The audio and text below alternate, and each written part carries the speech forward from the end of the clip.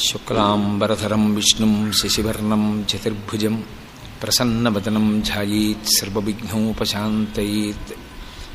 గురుర్బ్రహ్మా గురుర్విష్ణుః గురుర్దేవో మహేశ్వరః గురుః సాక్షాత్ పరబ్రహ్మ తస్మై శ్రీగురవై నమః. వ్యాసాయ విష్ణురూపాయ వ్యాసరూపాయ విష్ణవే నమో వై బ్రహ్మనిధయే వాసిష్ఠాయ నమో నమః. కూజంతం రామ రామేతి మధురం మధురాక్షరం ఆరుహ్య కవితాశాఖాం వందే వాల్మీకికోకిలం.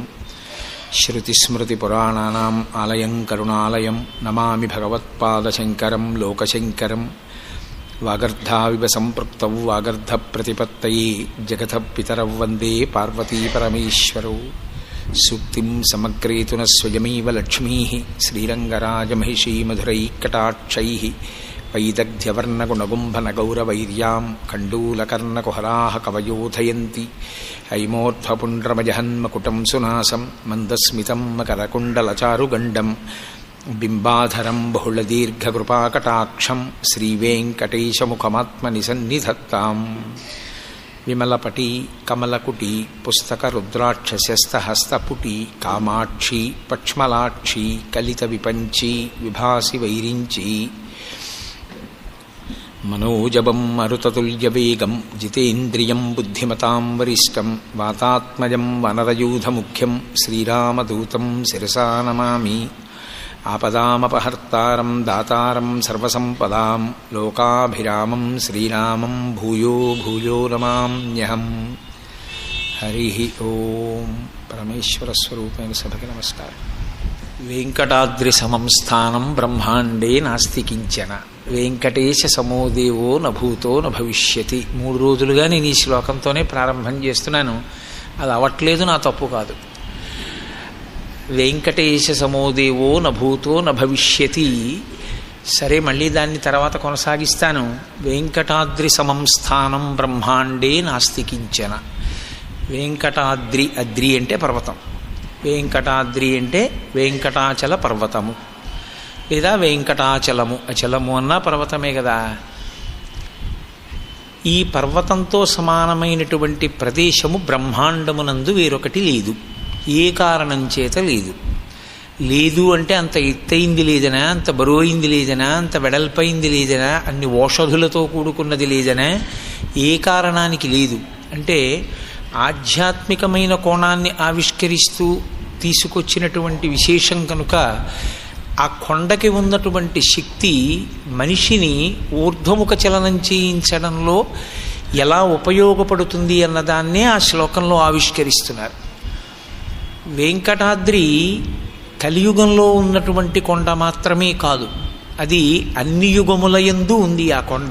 కాకపోతే ఆ కొండకి పేరు మారుతూ వచ్చింది. కృతే వృషాద్రిం వక్ష్యంతి త్రేతాయాం అంజనాచలం ద్వాపరే శేషశైలంతు కలౌ శ్రీవేంకటాచలం నామాని యుగభేదేన శైలాస్తాస్య భవంతి. యుగములయందు ఒక్కొక్క యుగంలో ఆ కొండకి ఒక్కొక్క పేరు, కానీ అన్ని యుగములయందు మాత్రం కొండ అలాగే ఉంది. అలాగే ఉన్నటువంటి ఆ కొండకి అంత ప్రాశస్త్యం కలియుగంలో ప్రత్యేకించి రావడానికి కారణమేమి అంటే జనక మహారాజు గారు అడిగిన ప్రశ్నకి శతానందుల వారు సమాధానం చెప్తున్నారు భవిష్యోత్తర పురాణంలో. అందులో కృతయుగంలో అసలు ఆ పర్వతానికి వృషాద్రి అన్న పేరు ఏ కారణం చేత కలిగింది అంటే, వృషభాసురుడు అని ఒక రాక్షసుడు. రాక్షసులు కూడా ఈశ్వరారాధన చేస్తూ ఉంటారు, కానీ వాళ్ళ ఆరాధన ఉగ్రంగా ఉంటుంది. ఇలా ఎందుకు పూజ చేయడం అని అనిపిస్తుంది మనకి. అంత తమాషాగా ఉంటుంది వాళ్ళ పూజ. సంధ్యావందనం చేసేవాడు చక్కగా ఓ చోట కూర్చుని అర్ఘ్యం ఇస్తే చాలు, అంతేకాని బలం ఉంది కదా అని చెప్పి 10 చోట్లకు పరిగెత్తి అర్ఘ్యం ఇవ్వక్కర్లేదు. కానీ మీరు శ్రీరామాయణంలో చూస్తే వాలి 4 సముద్రాల దగ్గరికి వెళ్ళి అర్ఘ్యం ఇస్తూ ఉంటాడు. ఎందుకు అలా 4 సముద్రాల దగ్గరికి పరిగెత్తి వెళ్ళి అర్ఘ్యం ఇవ్వడం ఎందుకు అంటే, ఆయనకి ఒంట్లో బలం ఉంది. అర్ఘ్యం ఇవ్వడంలో కూడా బలం చూపిస్తూ ఉంటాడు. అర్ఘ్యం ఇచ్చేటప్పుడు బలం అక్కర్లేదు, అర్ఘ్యం ఇచ్చేటప్పుడు శ్రద్ధతో ఇచ్చేస్తే చాలు.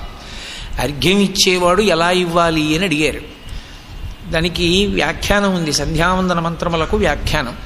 బ్రహ్మాస్త్ర ప్రయోగం చేసేటటువంటి వాడు ఎంత శ్రద్ధాళువై బ్రహ్మాస్త్రాన్ని బాణం మీదకి అభిమంత్రిస్తాడో, చేతిలోకి తీసుకున్నటువంటి అర్ఘ్యజలాల్ని విడిచిపెట్టేటప్పుడు అంత శ్రద్ధాళువై గాయత్రీ మంత్ర సహితంగా విడిచిపెట్టాలి. సంధ్యావందనాన్ని కానీ ఖచ్చితంగా చేయగలిగిన వ్యక్తి ఇంట్లో ఉంటే ఆ వ్యక్తి సంధ్యావందన జలాల్ని విడిచిపెట్టేటప్పుడు ఎంత ఏకాగ్రతతో విడిచిపెడతాడో దాని చేత ఆయన యొక్క దృష్టి వలన, ఆయన యొక్క దృష్టి కేంద్రీకరణ శక్తి వలన బ్రహ్మాస్త్రం ఎంత శక్తివంతంగా పనిచేస్తుందో, సంధ్యావందనాన్ని అలా చేయగలిగిన వ్యక్తి ఉంటే, అంత శ్రద్ధగా కానీ చేయగలిగితే అంత శక్తిని అది విస్ఫోటనం చేస్తుంది. అందుకే అసలు సంధ్యావందనం కన్నా గొప్పది ఇంకొకటి లేదు. యజ్ఞోపవీతం ఉన్నవాడు సంధ్యావందనం చేయకపోతే అంతకన్నా ఘోరాతి ఘోరమైన విషయం లోకంలో ఇంకొకటి ఉండదు. సంధ్యాహీన అశుచి. అసలు సంధ్యావందనం చేయనివాడు అశుచి, వాడికి శౌచమే ఉండదు. వాడు తిరిగిన ఇల్లు అశౌచంతో ఉంటుంది. ఎవరు సంధ్యావందనం చేస్తాడో ఆయనని మించినటువంటి శౌచమున్నవాడు వేరొకడు ఉండడు. అందుకే మీరు ఒక విషయాన్ని గమనించండి, సనాతన ధర్మమునందు అన్ని ధర్మమునకు కట్టుబడి ఉంటాయి. ఆఖరికి యుద్ధం చేసినా కూడా ధర్మం కోసమే, యుద్ధం చేసినా కూడా ధార్మికంగానే. మధ్యాహ్నం 12 గంటలు అయ్యేటప్పటికీ కురుక్షేత్ర సంగ్రామంలో భీష్మాచార్యుల వారు రథం మించి కిందకి దిగేవాడు. జలపాత్ర పక్కన లేకపోతే యుద్ధభూమిలో ఉన్న మట్టిని దోసిటితో తీసుకుని అర్ఘ్యం ఇచ్చేవాడు. మట్టితోనైనా అర్ఘ్యం ఇచ్చాడు, కానీ నీరు పక్కన లేదు కదా అని చెప్పి అర్ఘ్యం ఇవ్వడం మాత్రం ఆయన మానలేదు. సూర్యాస్తమయం అయ్యేసరికి యుద్ధాన్ని ఆప్చేసేసేవారు. అంత ధార్మికంగా ఉండేది. యుద్ధం కూడా ధర్మంతో ముడిపడిన దేశం ఏదైనా మీకు లోకంలో ఉంటే అది ఒక్క భారతదేశమే. అంత గొప్ప దేశం. ధర్మము అన్న మాట మీద పూర్తిగా ఆధారపడి ఉంటుంది ఇక్కడ ఉండే జీవన క్రమం. అసలు ధర్మము అన్న మాటతో సమానమైన మాటే లేని భాష ఉన్నవాళ్ళు ధర్మం గురించి ఏం మాట్లాడతారు? చాలా భాషలలో ధర్మమునకు తుల్యమైన మాటే లేదు. ఇంగ్లీష్ భాషలో ధర్మ అన్న మాటకి సరి అయిన మాట లేక ధర్మాని ధర్మ అని రాస్తారు. ధర్మ అయితే వాళ్ళు మాట్లాడేటప్పుడు కూడా ధర్మం గురించి చెప్తే వెన్ ఐ స్పీక్ అబౌట్ ధర్మ అంటాడు. అంటే వాళ్ళకి ధర్మ అన్న మాటకి మాటే లేదు, తుల్యమైంది. ఇక ధర్మం గురించి ఏం చెప్పగలరు? ధర్మము అన్న మాటను వాడగలిగినది ఒక్క సనాతన ధర్మమే. అంత గొప్ప ధర్మానికి చెందిన వాళ్ళం మనం. కాబట్టి వృషభాసురుడు పూజ చేసేవాడు. ఆయన ఎవరిని పూజ చేసేవాడు అంటే అధోముఖ నరసింహ సాలగ్రామానికి పూజ చేసేవాడు. నృసింహ సాలగ్రామం మిగిలిన సాలగ్రామాలతో కలవదు. ఆ సాలగ్రామం ఎవరైనా ఇంట్లో పెట్టి పూజ చేసేవాళ్ళు ఉంటే వాళ్ళకి తెలుస్తుంది సంప్రదాయ నిష్టలో. దాన్ని పూజ చేసే వాళ్ళకి అందులో ఉండేటటువంటి లోతుపాతులు తెలుస్తాయి. నృసింహ సాలగ్రామాన్ని మిగిలిన సాలగ్రామాలతో కలిసి నైవేద్యం పెడితే ఇల్లు ఉడికిపోతుంది. దానికి ఆ నైవేద్యం సరిపోదు. నృసింహ సాలగ్రామాన్ని వేరు చేసి నైవేద్యం చేస్తారు. ఒకప్పుడు శృంగగిరి పీఠాధిపతులు చంద్రశేఖర భారతీ స్వామి వారు ఒక యజమాని ఎందుకు ఇబ్బంది పడుతున్నాడో కళ్ళు మూసుకుని ధ్యానం చేసి చెప్పారు, నీ ఇంట నృసింహ సాలగ్రామానికి వేరు నివేదన లేదు అని. ఆయన అటువంటి అధోముఖ సాలగ్రామానికి పూజ చేస్తాడు. ఒక రాక్షసుడు వృషభాసురుడు ప్రతిరోజు తుంబురు తీర్థంలో స్నానం చేస్తాడు. తుంబురు తీర్థం వెంకటాచలంలో చాలా ప్రఖ్యాతమైనటువంటి తీర్థం. మీరు కొన్ని మాటలు జాగ్రత్తగా పరిశీలించాలి. నేను యాత్రకి వెళ్ళొచ్చానండి అనరు, నేను తీర్థయాత్ర చేసి వచ్చానండి అంటారు. తీర్థయాత్ర అన్న మాట వాడతారు. తీర్థయాత్ర అన్న మాటకి ఏమిటి అర్థం? ఈశ్వర దర్శనమా, మజ్జనమా? స్నానము వేరు. స్నానము చెంబుతో నీళ్లు తీసి తల మీద పోసుకున్నది శాస్త్రమునందు గౌణము, అత్యంత హీనమైన స్నానం. అది అంగీకారయోగ్యమైన ప్రతిపాదన కాదు, ఏదో దిక్కులేక చేసే స్నానం అది. అసలు స్నానం అంటే మజ్జనము. మజ్జనం అంటే తల తడిసిపోవాలి, అందులో మునగాలి నీటిలో. అది నది యందు చేస్తారు. 2 తీర్థమునందు స్నానం చేయడం కోసమే యాత్రకెడతారు. ఈశ్వర దర్శనం అనుషంగికం. ఈశ్వర దర్శనం ప్రధాన ప్రయోజనం కాదు. మీరు నన్ను జాగ్రత్తగా పట్టుకోవలసి ఉంటుంది ఆ మాట. ప్రధానం ఏమిటి అంటే తరించడానికి తీర్థ స్నానము ప్రధానం. అందుకే యాత్ర చేసి వచ్చిన వాడు రైలు దిగుతూ ఉంటే పూలదండ వేసి నమస్కరిస్తారు. ఎందుకు అలా నమస్కరిస్తారు అంటే ఒక్కటే కారణం. మేము మొన్న కాశీయాత్ర చేసి విమానం దిగితే మా సుబ్బారావు గారు అమ్మాయి లక్ష్మీ సౌందర్య విమానాశ్రయానికి వచ్చి మాకు పూలదండలు వేసి నమస్కారం చేసింది. చిన్నపిల్లైనా ఆ అమ్మాయి సంస్కారానికి నేను ముగ్ధుండైపోయాను. ఎప్పుడో ఎక్కడో నేను చెప్పానట, గుర్తు పెట్టుకుని వచ్చి మరి ఆ అమ్మాయి దండ వేసి నమస్కారం పెట్టింది. కాబట్టి తీర్థయాత్ర అంటే తీర్థములు అని కొన్ని ఉంటాయి. నది వేరు, తీర్థము వేరు. తీర్థము అన్న మాటకు అర్థం ఏమిటంటే అంగిరసులు అని పూర్వం మహర్షులు తపస్సు చేశారు. వారు తపస్సు చేసి స్వర్గలోకానికి వెళ్ళిపోతున్నారు. వాళ్ళు చేసిన తపస్సు అంతా ఇంత తపస్సు కాదు, అంత గొప్ప తపస్సు చేసి వారు స్వర్గలోకానికి వెడుతూ తమ తపశ్శక్తిని అంతటినీ కూడా జలముల యందు కొన్ని చోట్ల నిక్షేపించి వెళ్ళిపోయారు. ఆ తపశ్శక్తి జలముల యందు ఉన్నది. వారి అనుగ్రహం ఏమిటంటే తీర్థము అని ఏది పేర్కొనబడిందో దాని యందు మజ్జనము చేసిన వాడికి యజ్ఞము చేసినటువంటి ఫలితం వాడి ఖాతాలోకి వస్తుంది. యజ్ఞమునకే దీక్ష సంబంధము. దీక్ష అన్నమాట దేనితో ముడిపడుతుందంటే యజ్ఞమునకే దీక్ష, యజ్ఞ దీక్ష అంటారు. కనుక ఆయన ఆ అంగిరస మహర్షి యొక్క పుత్రులు అంగిరసులు ఇచ్చినటువంటి అనుగ్రహం కారణంగా ఎవరు వెళ్ళి తీర్థంలో మజ్జనం చేస్తారో, స్నానం చేస్తారో వారికి యజ్ఞం చేసిన ఫలితం పడుతుంది. ఇప్పుడు ఆయన ఇంటికి వస్తున్నాడు అనుకోండి, ఎప్పుడైనా మీరు ఆధ్యాత్మ విద్య యందు గమ్మత్తు ఏమిటంటే సమస్త తీర్థసారము ఆయన ఉపాసన బలము దేన్ని అంటుకుంటుందంటే ఆయన పాదముల యొక్క అడుగు భాగాన్ని పట్టి ఉంటుంది. అందుకే తీర్థము ఎంత శక్తివంతమో మహాభాగవతుల యొక్క పాదములకు అంటుకుని ఉన్నటువంటి రేణువులు అంత శక్తివంతం. ఇల్లు ఎందుకు పునీతం అవుతుందంటే మహాత్ములు ఇంటికొచ్చి నడిచినప్పుడు వారి పాదములకు ఉన్న రేణువులు ఇంట్లో పడతాయి. ఆ పాద రేణువు ఇంట్లో పడిన కారణం చేత ఇల్లు ఏ కారణం వల్ల అభ్యున్నతిలోకి వెళ్ళటలేదో ఆ ప్రతిబంధకాన్ని అది తొలగించగలిగిన శక్తి పొంది ఉంటుంది. తీర్థమునందు మజ్జనము చేసి వచ్చిన వాడి పాదములకు కూడా అటువంటి శక్తి ఉంటుంది. అందుకే తీర్థయాత్ర చేసి వచ్చాడు అంటే తీర్థమునందు మజ్జనము చేసి వచ్చాడు. ఆయన పాదములకు నమస్కరిస్తారు. మీరింత మంచి పని చేశారు ప్రయత్నపూర్వకంగా, ఆ గౌరవాన్ని వెలిబుచ్చడానికి పుష్పహారం వేస్తారు. వేసి పాదములకు నమస్కరిస్తూ ఉంటారు. ఈ తీర్థం ఎక్కడున్నదో అది అత్యంత శక్తివంతం. భారతదేశం మొత్తం మీద అత్యంత శక్తివంతమైన తీర్థము ఒక్కటే ఒక్కటి. ఇక దానితో పోల్చడానికి మాత్రం ఇక ఏదీ సరిపోదు. భారతదేశం మొత్తం మీద అద్భుతమైన తీర్థము మణికర్ణికా తీర్థము. గంగానదిలో ఉన్నటువంటి మణికర్ణికా తీర్థంలో మధ్యాహ్నం ఖచ్చితంగా 12 గంటలకి స్నానం చేసి మణికర్ణికా అష్టకం చెయ్యాలి. ఇలా ఎవరు స్నానం చేస్తున్నారని చూడడానికి దేవతలు నిలబడతారట అక్కడ. అంత గొప్పది.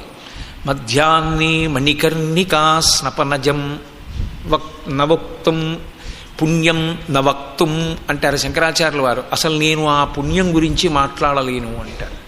అంత గొప్పది మణికర్ణికా స్నానం. వెంకటాచల క్షేత్రమునందు 66 కోట్ల తీర్థములున్నాయి. అసలు వెంకటాచలము యొక్క శక్తి అది. వెంకటాచలమునకు శక్తి 2 కారణముల చేత ఉంది. ఒకటి పర్వతము తీర్థములు, 2 ఈశ్వరుని యొక్క స్వరూపము. వెంకటేశ్వర స్వరూపమునకున్నటువంటి గొప్పతనం ఏమిటో మీతో నేను రేపు ప్రస్తావన చేస్తాను. ఆ పర్వతము దాని యందున్నటువంటి తీర్థములు అత్యంత శక్తివంతములు. 66 కోట్ల తీర్థములు వెంకటాచలమందున్నవి. స్కాందం మీరు పరిశీలిస్తే మీకు అందులో కనపడతాయి వివరాలు. 66 కోట్ల తీర్థములు. 66 కోట్ల తీర్థముల యందు ఎక్కడున్నాయో తెలుసుకొని స్నానం చెయ్యడమే అసంభవం కనుక, అథవా 1008 తీర్థములను గుర్తుపట్టి పేరు తెలుసుకుని స్నానం చెయ్యవచ్చు. 1008 తీర్థములలో స్నానము చెయ్యలేకపోతే 108 తీర్థములున్నాయి, వాటి యందు ఎవరు స్నానము చేస్తారో వారు ధర్మమునందు విశేషమైన అనురక్తిని పొందుతారు అని. ఆ 108 తీర్థాలలో ఎవరు స్నానం చేస్తాడో వాడికి జీవితంలో ఎప్పుడూ ధర్మం ధర్మం ధర్మం అదే పట్టుకుంటుంది, ఒంటిని బుద్ధిని అది పట్టుకుంటుంది. దాని చేత వాడు చాలా గొప్ప స్థితిని పొందుతాడు. 108 తీర్థముల యందు స్నానం చెయ్యలేకపోతే కలియుగంలో వెంకటాచల క్షేత్రం ఇచ్చేటటువంటి గొప్ప కానుక ఏమిటో తెలుసా అండి? 6 తీర్థములు. ఈ 6 తీర్థముల యందు స్నానం ఎవరైనా చెయ్యగలిగితే వారికి మోక్షం ఇచ్చి తీరుతాను అని శాసనం. ఆ 6 తీర్థములే మొట్టమొదటిది స్వామి పుష్కరిణి, పాప వినాశనము, ఆకాశగంగ, పాండవ తీర్థము, తుంబుర తీర్థము, కుమారధార. ఈ 6 తీర్థములు సాక్షాత్తు మోక్షము నీయగలవు. అందున తుంబురు తీర్థం దగ్గరికి సాక్షాత్ అగస్త్య మహర్షి వచ్చి కూర్చుని ప్రవచనం చేస్తుండేవారు శిష్యులకి రావి చెట్టు కింద.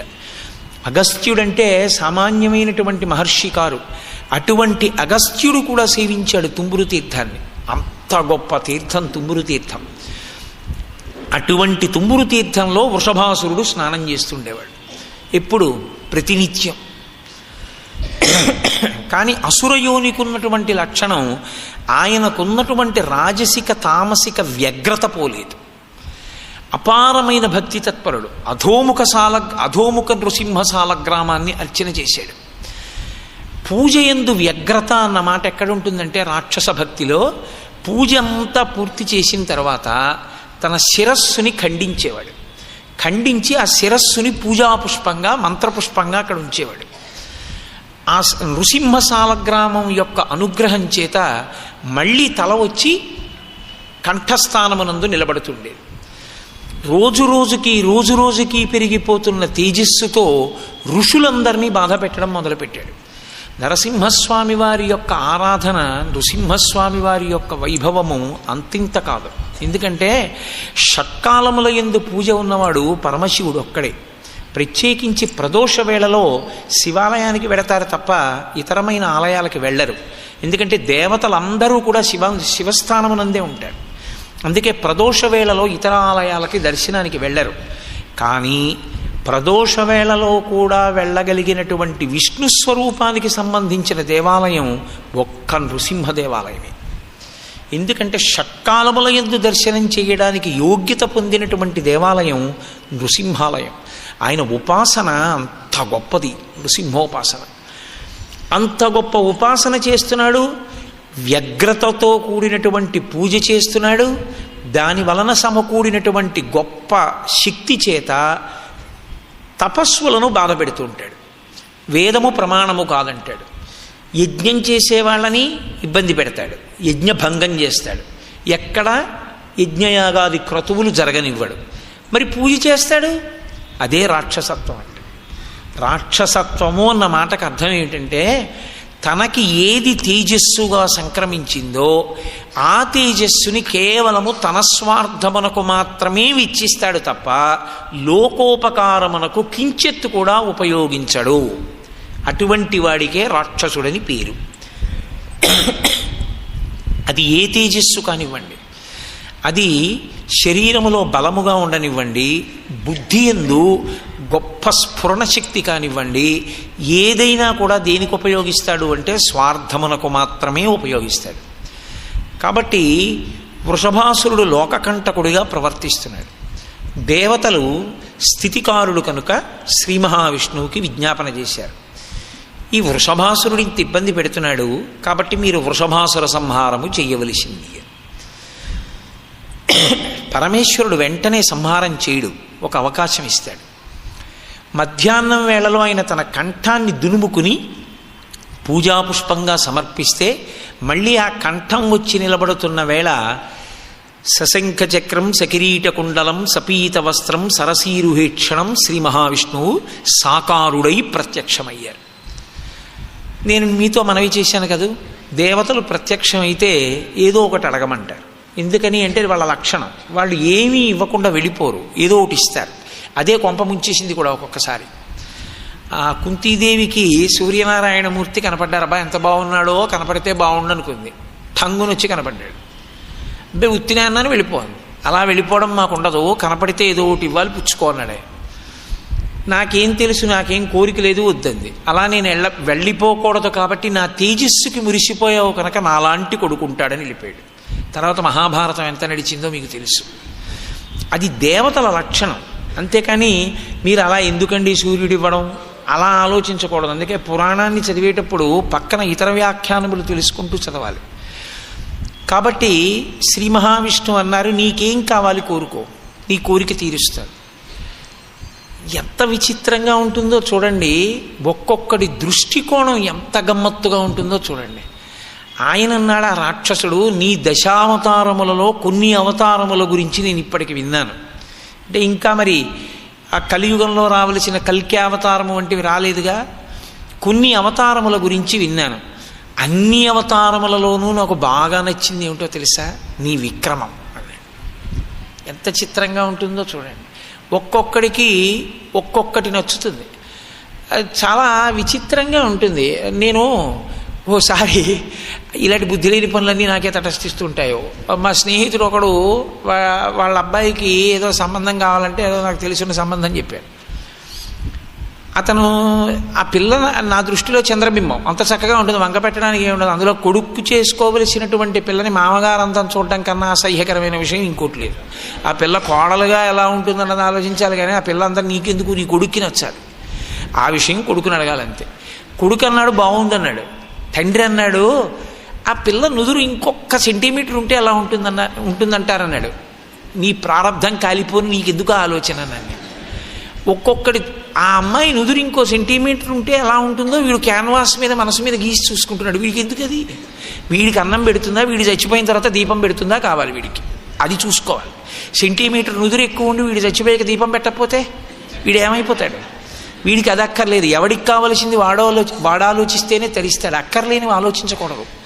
వృషభాసురుడి ఆలోచన అంటే రాక్షస ఆలోచన ఎలా ఉంటుందో చూడండి. ఆయన అన్నాడు, నీ విక్రమం బాగుంటుంది. విక్రమం అంటే యుద్ధం చేసేటప్పుడు పటాటోపం, ఆ ఆటోపము బాగుంటుంది. అందుకే నాకు కోరిక ఏమిటో తెలుసా, నువ్వు కనపడ్డావు, నిన్ను కొన్ని అడగచ్చని నాకు తెలుసు. కేశవానంత గోవింద శ్రీనివాస సురోత్తమ నచ స్వర్గం నచ మోక్షం, నాకు పారమేశ్య పదం భరేహి, నువ్వు తలుచుకుంటే ఇవ్వగలవని నాకు తెలుసు. నాకు స్వర్గం వద్దు, నాకు మోక్షం వద్దు, నాకు బ్రహ్మ పదవి కూడా వద్దు. మరి నీకేం కావాలి? యుద్ధ భిక్షాంచ దేహిమే, నాతో యుద్ధం చేయవయా అని. ఏమి ప్రారంధం అనుకోవాలి? శ్రీ మహావిష్ణువు ప్రత్యక్షం అవడం ఏమిటి, ఇంత గొప్ప ఆరాధన చేయడం ఏమిటి, కనపడ్డవాడికి నీ విక్రమం బాగుంటుంది, నీతో యుద్ధం చేస్తానేమిటి? పోనీ అదేమైనా భక్తితో కూడుకున్నటువంటి అంశమా అంటే రజోగుణ తమోగుణ ప్రకోపం. ఈశ్వరుడు అన్నాడు అలాగే దానికే ఉంది. ఇప్పుడు శ్రీ మహావిష్ణువు ముందు తాను యుద్ధం చెయ్యడానికి వీలైనటువంటి సమర్థుడనని రకరకాలైన రూపాలు పొందుతూ ఆయనతో యుద్ధం చేశాడు. ముచ్చట తీర్చాలిగా, ఆయన ముచ్చట తీర్చేశాడు. తీర్చేసిన తర్వాత అన్నాడు, యుద్ధం అంటూ మొదలుపెట్టిన తర్వాత రెండు మాటలు ఉంటాయి, జయము అపజయము అని. కాబట్టి నా కోరిక తీరిపోయిందంటే నేను వెళ్ళిపోకూడదు. ఇప్పుడు యుద్ధం అంటూ వచ్చింది కాబట్టి నిన్ను నిర్జించాలి. నువ్వు జయించడం ఉండదు, నేనే జయిస్తాను. కాబట్టి ఇప్పుడు నిన్ను సంహరించడానికి సుదర్శన చక్రాన్ని విడిచిపెడుతున్నాను. నీ యుద్ధం అయిపోయింది, ఇక నీ శరీరం పడిపోతుంది. ఇప్పుడు ఆయన అన్నాడు, చాలా సంతోషం, ఎలాగో యుద్ధం చేశాను, చాలా సంతోషంగా ఉంది నీతో యుద్ధం చేయడం, చంపేసి గొడవలేదు, కానీ నాకు ఒక వరమి. శైలో మధబిదో స్థితి, ఈ కొండకి నా పేరు ఉండేటట్టుగా చూడు. అది ఏమిటో మరి చాలా విచిత్రంగా ఉంటుంది. నాకు కొన్ని నేను అలా అంటే మీరేమనుకోరు అనుకుంటున్నాను, సహృదయంతో అర్థం చేసుకుంటున్నారు అనుకుంటున్నాను. మనవడికి మనవరాలికి తన పేరు పెట్టాలని తాపత్రయపడతారు. ఎందుకు? ఏమవుతుంది పెడితే? వాడు పోని తాతగారి పేరు ఏముందో అది పెడతాడా? కోటేశ్వరంలో కోటే తీసుకుంటాడు వాడు. అటు తాతగారిలో నుంచి ఇంకో అక్షరం ఒకటి తీస్తాడు. వాడికి ఇష్టం వచ్చినవి అసలైనవన్నీ చేకూరుస్తాడు. అసలు వాడి పేరు రాసేటప్పుడు ఈ కోలు కీలు తీసేస్తాడు. ఎందుకది? నేను తాతగారిని కాబట్టి వాడు పుట్టిన తరువాత వాడు వృద్ధిలోకి రావాలని 108 సార్లు ఆదిత్య హృదయం పారాయణ చేసి తీర్థం వాడి నోట్లో చుక్కబోస్తాను. వాడికి ఆ అక్షతలు తీసుకొచ్చి ఎర్రటి అక్షతలు వాడికి ఆశీర్వచనం చేస్తాను. అయిపోయింది, తాతగారిగా నా కర్తవ్యం పూర్తయింది. వంశాభివృద్ధి కొరకు వాడికి అపమృత్యు దోషం లేకుండా నాకు తోచిన రక్ష కడతాను. పేరే ఉందిరా, నీ ఇష్టం వచ్చింది పెట్టుకో, ఈశ్వర సంబంధమైన పేరు పెట్టుకో చాలు అని ఒక మాట తాతగారు అని వదిలేసాడు అనుకోండి, తను సంతోషంగా ఉంటాడు, కొడుకు సంతోషంగా ఉంటాడు. పేరు పెట్టుకోలేదని పెద్ద పెద్ద గొడవలు పెట్టుకున్న కుటుంబాలు ఎన్నో నాకు తెలుసు. పేరు పెట్టుకుంటే ఏమొచ్చింది అంటే అదో సంతోషం. ఇంటికి పేరు, కుక్కకి పేరు, షాపుకి పేరు, వస్తువులకి పేరు, కళానికి పేరు, సెల్లుకి పేరు, ఇల్లుకి పేరు, అన్నీ పేర్లే. ఏం దిక్కుమాలిన పేర్లు ఏ వెంట వచ్చేవి. కాబట్టి ఆయన కోరిక అలా ఉంది, కొండకి నా పేరు పెట్టు. దానివల్ల ఏమిటి కలిసి వచ్చిందంటే ఆ కొండకొచ్చిన వాళ్ళందరూ కూడా ఓ ఇది ఒకానొకప్పుడు వృషభాసురుడు అంత పూజ చేసి శ్రీ మహావిష్ణువుతో యుద్ధం చేశాడని గుర్తు తెచ్చుకోవాలి. అది ఆయన తాపత్రయం. అది రాజసికమైనటువంటి కోరిక అంటే అలా ఉంటుంది. అది రాక్షస ప్రవృత్తి అంటారు. నిజానికి కొండలకి పేర్లు మీరు ఏం పెట్టండి, అసలు కొండకి పేరు ఏమి అంటే భూధరము. స్కంద పురాణంలోనే ఆదివరాహమూర్తి కూర్చున్నప్పుడు భూదేవి తన చెలికెత్తెలతో కలిసి వెడుతుంది. భూదేవి ఏ రంగులో ఉంటుందో కూడా చెప్తారు అందులో స్కందంలో. ఆకుపచ్చని రంగులో ఉంటుంది. ఉండి ఆదివరాహమూర్తి పాదములకు నమస్కరించి భూమిని అంటే భూమాత స్థిరంగా నిలబడడానికి ఉపయోగపడేటటువంటివి కొన్ని ఉన్నాయి. దిగ్గజములు కుంభస్థలముల మీద మోస్తాయి, ఆదిశేషుడు పడగల మీద మోస్తాడు, భూధరములు పర్వతములు మోస్తాయి. అలా మోస్తాయి కదా, ఇన్ని పర్వతాలు ఉన్నాయి కదా, వీటిలో శ్రేష్టమైన పర్వతములు ఏవి అని అడిగింది ఆవిడ. అడిగినప్పుడు అరుణాచలము, వెంకటాచలము వీటన్నిటి గురించి చెప్పాడు ఆదివరాహమూర్తి. ఎందుకంటే ఆయనే కోర మీద భూమిని పైకెత్తాడు కాబట్టి ఆయనకి భూమి యొక్క సమగ్రమైన చరిత్ర తెలుసు. కాబట్టి భగవానుడు కనుక, సృజించినవాడు కనుక ఆయన అప్పుడు చెప్తాడు ఆ విశేషాలు. అందులో భూధరముల ప్రఖ్యాతి భూమిని ఎత్తి పట్టుకుని నిలబెట్టడంలో అవి ఉపయోగపడతాయి. ఈయన ఆ భూధరమునకు కొండకు తన పేరు ఉండాలన్నాడు, అనుగ్రహించాడు భగవానుడు. కాబట్టి అది కృతయుగంలో వృషాచలము అని పేరు పొందింది. కృతే వృషాద్రిం వక్ష్యంతి. ఆ కొండ కృతయుగంలో కూడా ఉంది, కానీ కృతయుగంలో ఆ కొండని వృషాచలము అని పిలిచారు. కృతే వృషాద్రిం వక్ష్యంతి త్రేతాయాం అంజనాచలం. త్రేతాయుగం వచ్చేటప్పటికీ అదే కొండకి అంజనాచలము అని పేరు. అంజనాచలము అని పేరు రావడానికి కారణం అంజనాదేవి మీకందరికీ సుపరిచితురాలు, మహాతల్లి, ఆ కేసరి యొక్క ధర్మపత్ని. ఆవిడ అక్కడే తపస్సు చేసింది. తపస్సు చేసి అంజన యొక్క కుమారుడు కనుక ఆంజనేయుడు, పుట్టగానే ఎడమదవడ సొట్టబడినవాడు కనుక హనుమ. హనుమని కంది ఆవిడ. ఆ కొండ మీద హనుమ జన్మించారు కనుక త్రేతాయుగంలో ఆ కొండకి అంజనాచలము అని పేరు వచ్చింది. తస్మాత్ అంజనశైలోయం లోకే విఖ్యాత కీర్తిమాన్. లోకమంతటా కూడా కీర్తి పొందింది. కృతయుగంలో లాగా కాదు, త్రేతాయుగం వచ్చేటప్పటికి ఆ కొండ కీర్తిని పొందింది. ఏమి అదే కొండ మీద ఆంజనేయ స్వామి పుడితే, హనుమ పుడితే కీర్తిని ఎందుకు పొందింది కొండ అంటే మహాత్ముని యొక్క జననము చేత కీర్తి పొందింది. అక్కడ హనుమ జన్మించారు. హనుమ చాలా చాలా గొప్పవారు. ఏ కారణం చేతో తెలుసా అండి? ఆయన గొప్పతనం ఏదో ఉండబట్టి కదో ఆ కొండకంత గొప్ప పేరు రావాలి. హనుమ అంటే ఎన్ని గొప్పలు చెప్పినా తక్కువే. కానీ హనుమయందు ప్రాథమికంగా చెప్పవలసినటువంటి గొప్పతనం ఒకటి ఉంది. ఏమిటి అంటే మనసు పరమేశ్వరుడు దానికి ఏ వేగం ఇచ్చాడో ఆ వేగంతో అది ఉంటేనే భ్రష్టుడైపోతాడు, కోట్ల జన్మలు కిందకెడతాడు. ఎందుకంటే మనస్సు వ్యభిచారం కూడా చేయిస్తుంది. నేను మన్నింపబడేదనుగాక. మనస్సుతో ఏ దోషమైనా చేయిస్తుంది, అక్కర్లేని వాటిని సంకల్పం చేయిస్తుంది, కోరరాని కోర్కెలు కొడుతుంది, చూడరాని చూపు చూస్తుంది మనసు. దానికి లేని దోషం లేదు. కారణం ఏమిటంటే దానికి ఆ జవం, ఆ వేగంతో వెళ్ళగలదు. మనకి ఎంత వేగం ఉందని మనం అనుకుంటున్నామో మన మనసుకి, దానికి కొన్ని కోట్ల రెట్ల వేగం ఉన్నటువంటి మనసున్నవారు హనుమ. ఇప్పుడు ఆయన ప్రమాదంలో ఉన్నట్లు లెక్క యథార్థానికి. ఎందుకంటే అంత జవం ఉంటే చాలా కష్టం. ఒకటి, మనసు ఎంత జవం ఉందో శరీరానికి అంత వేగము బలమున్నాయి. మనకున్నటువంటి పరిమితి ఏమిటంటే మనసుకి జవం ఉన్నా శరీరానికి వేగం లేదు. మనం అంత వేగంగా వెళ్ళాం. అది ఈశ్వరుడు ఆ పాటి నియతి పెట్టాడు కాబట్టి ఇంకా లోకాలు బతికున్నాయి. వీడికి వెళ్ళిపోవడం కూడా వచ్చేస్తే ఇంకా ఎంత అసాధ్యమైన పనులు చేసేస్తాడు. వెళ్ళలేడు శారీరకంగా, మనస్సుతోనే వెడుతూ ఉంటాడు కాబట్టి పడు ఉంటాడు. అలాగా హనుమ అలా కాదు. మనోజవం మారుతతుల్య వేగం. ఈ రెండు. వాయువు ఎంత వేగంగా వెడుతుందో ఆయన అంత వేగంగా వెళ్ళిపోతారు. మనసో వాయువు కన్నా 1,000,000 రెట్లు వేగంగా జవంతో ఉంటుంది. అప్పుడు ప్రమాదకరం కాదు, చాలా ప్రమాదకరం. కానీ హనుమ మహాత్ముడు ఎందుకయ్యారో తెలుసా అండి? ఆయన జీవితం మొత్తం మీద కామస్పర్శ లేదు. తన కొరకు అన్న కోరిక లేదు అసలు ఆయన జీవితం. నా కొరకు అని ఆయన ఆలోచించుకున్నటువంటి క్షణం హనుమ జీవితం మొత్తం మీద లేదు. అటువంటి ప్రాణి సృష్టిలో లేరు. తన కొరకు అని ఆలోచించని వాడు ఎవ్వరూ లేరు. తన కొరకు అని ఆలోచించిన క్షణం హనుమకు లేదు. అందుకే వాల్మీకి రామాయణంలో సుందరకాండలో మాట అంటారు, రామార్థం వానరార్థం చ చికీర్షం కర్మదుష్కరం సముద్రస్య పరం పారం దుష్ప్రాపం ప్రాప్తుమిచ్చసి. రాముడి కోసం వానరుల కోసం శతయోజన విస్తీర్ణమైన లవణ సముద్రాన్ని గడచి వెళ్ళారు తప్ప నా కొరకు అన్నది లేదు.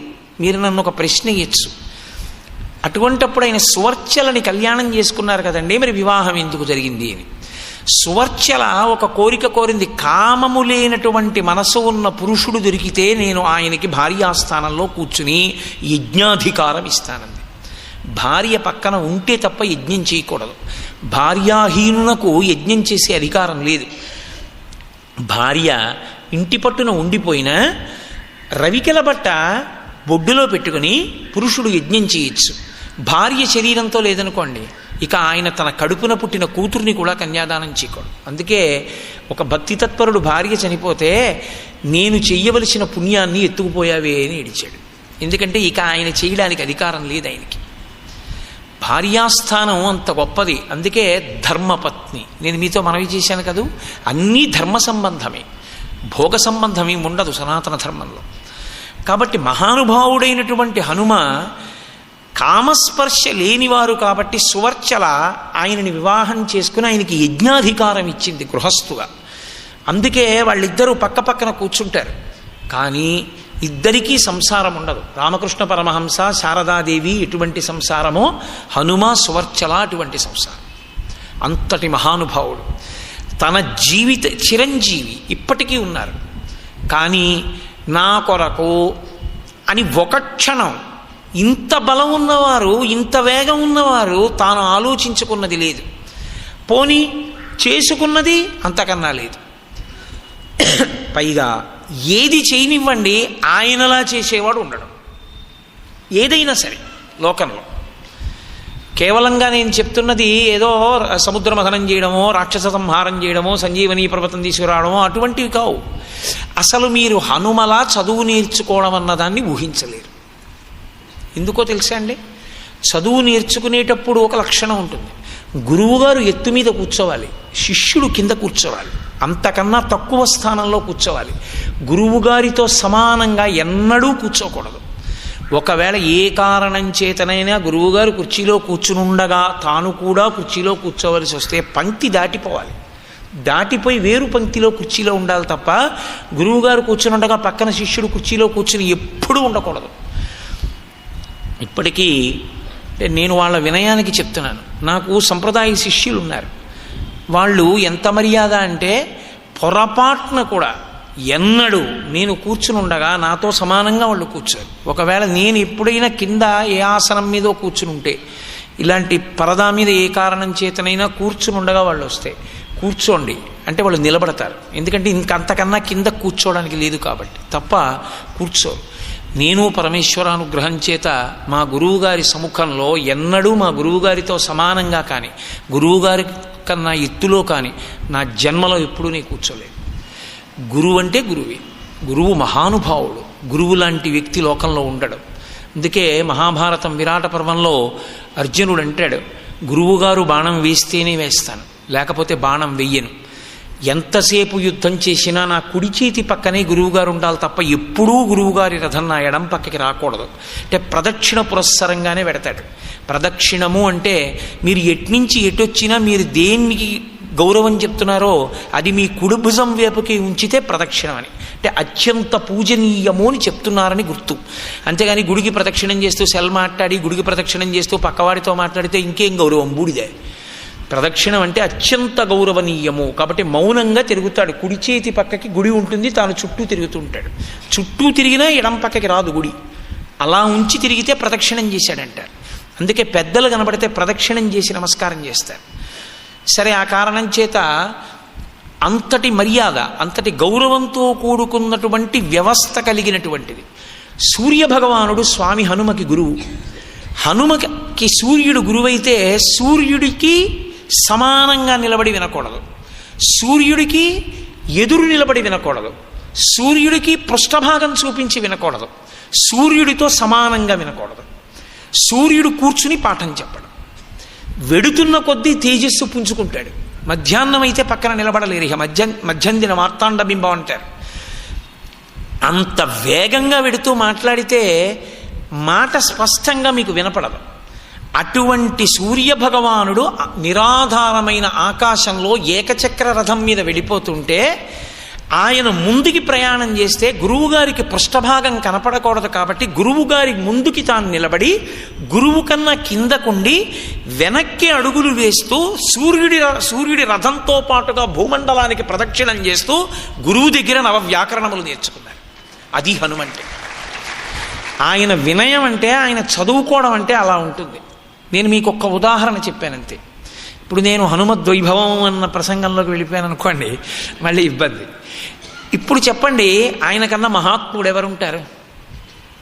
ఇంత వేగము శరీరానికి, అంత జవము మనసుకి ఉండి తన జీవితం మొత్తం మీద ఒక్క క్షణం తన కొరకు అని ఆలోచించని వాడా మహాత్ముడు?